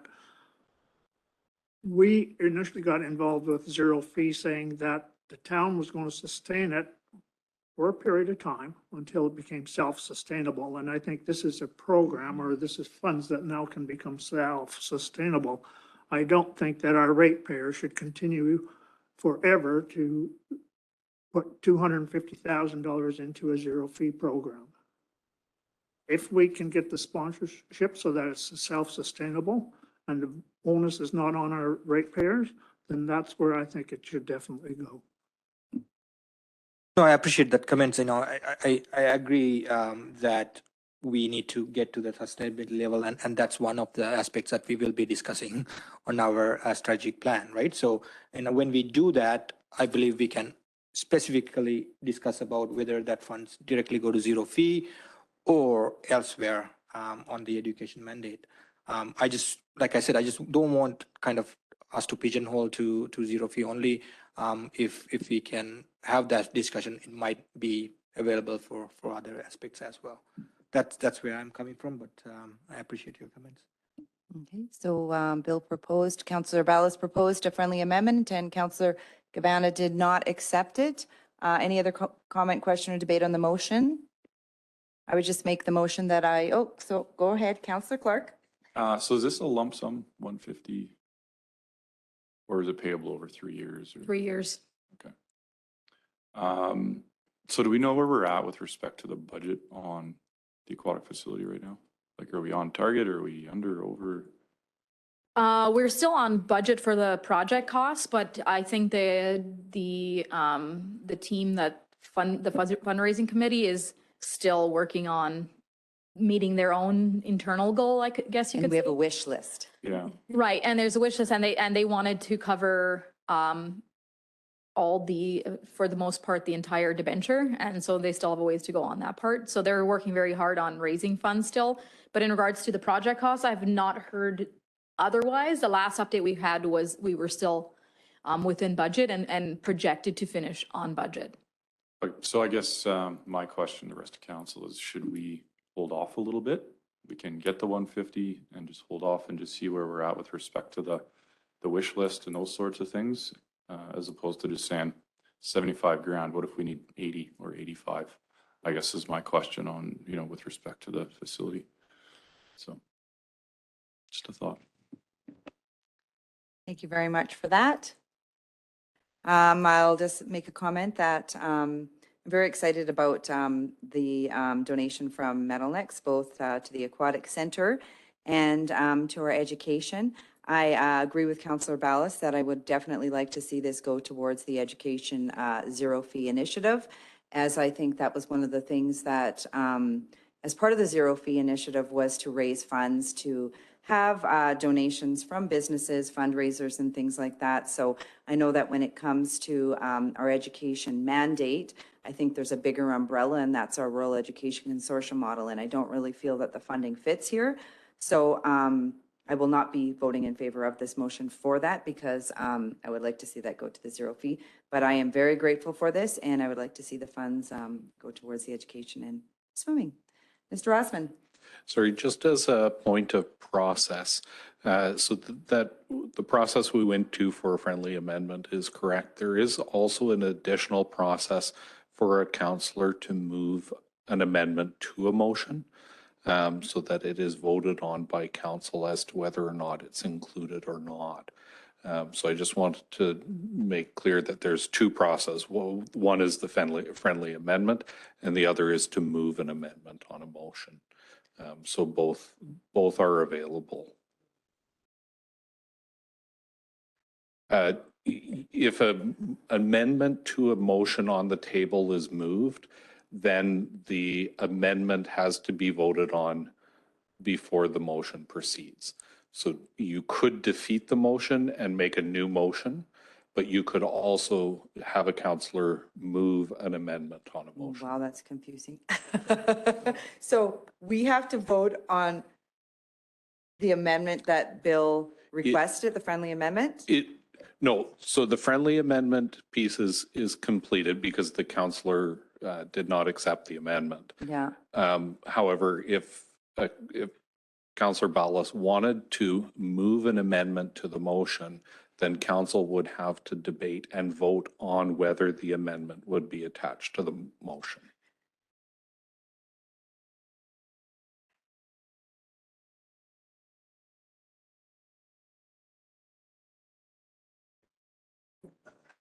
No, that's, What? Yeah, it is a process available. So Councillor Ballas, is there anything that you'd like to do, or? Yes, then I would like to amend that motion to state that the $75,000 will be designated to zero fee. So there is an amending motion on the table from Councillor Ballas. And we are going to be voting on the amending motion. Sabina?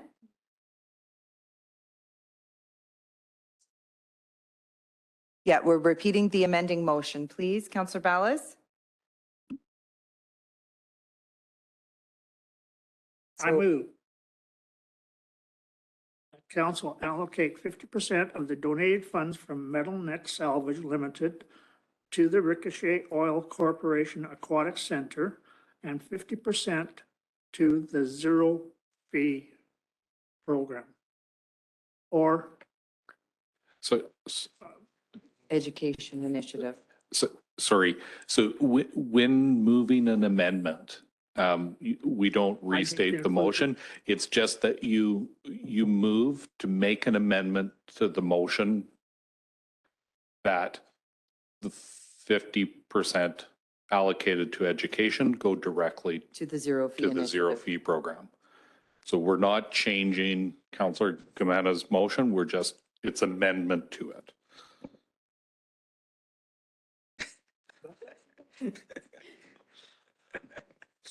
So if I could maybe propose the wording. go ahead. Okay. So in this case, it would simply be that you move an amendment to Councillor Gamana's motion that the 50% of the funds allocated to the education mandate be specified to the zero fee tuition program. Yeah, perfect. Thank you very much for that. Sabina, did you capture that? Okay, so now we are going to be voting on Councillor Ballas's amendment to the motion. Okay, wonderful. So I will ask all in favor. Sorry, I have a comment. I don't know if we can make a comment. Yeah, it's a Well, we motion. can make a Yeah. comment, but on an amendment. It's not a motion. Okay, thank you. No, Grammatic. it's a motion. I should be able to make a comment, I think. Yeah. First of all, I'm like Mayor mentioned, I'm grateful that the Metal Next is giving us these funds for Oil Corp Aquatic Center and education mandate, whether it's going through zero fee or education mandate as a whole. But my idea was that, we will have more flexibility in that sense. That's why I wanted to do the motion. The procedure that we followed is different than what we used to follow previously. So I would like a little bit more clarification on that going forward, if this is the way that we are going to do going forward as well, because before we just voted down a motion, we were not able to make amendment motions, right? So, but other than that, in any case, any funds that goes to education mandate, whether it's to the mandate or directly to zero fee, I'm in favor. Thank you. Thank you very much for that. Okay, motion, the amendment to the motion is on the table. I will ask all in favor. All opposed? That is carried. And we are done with the motion, right? The amendment motion.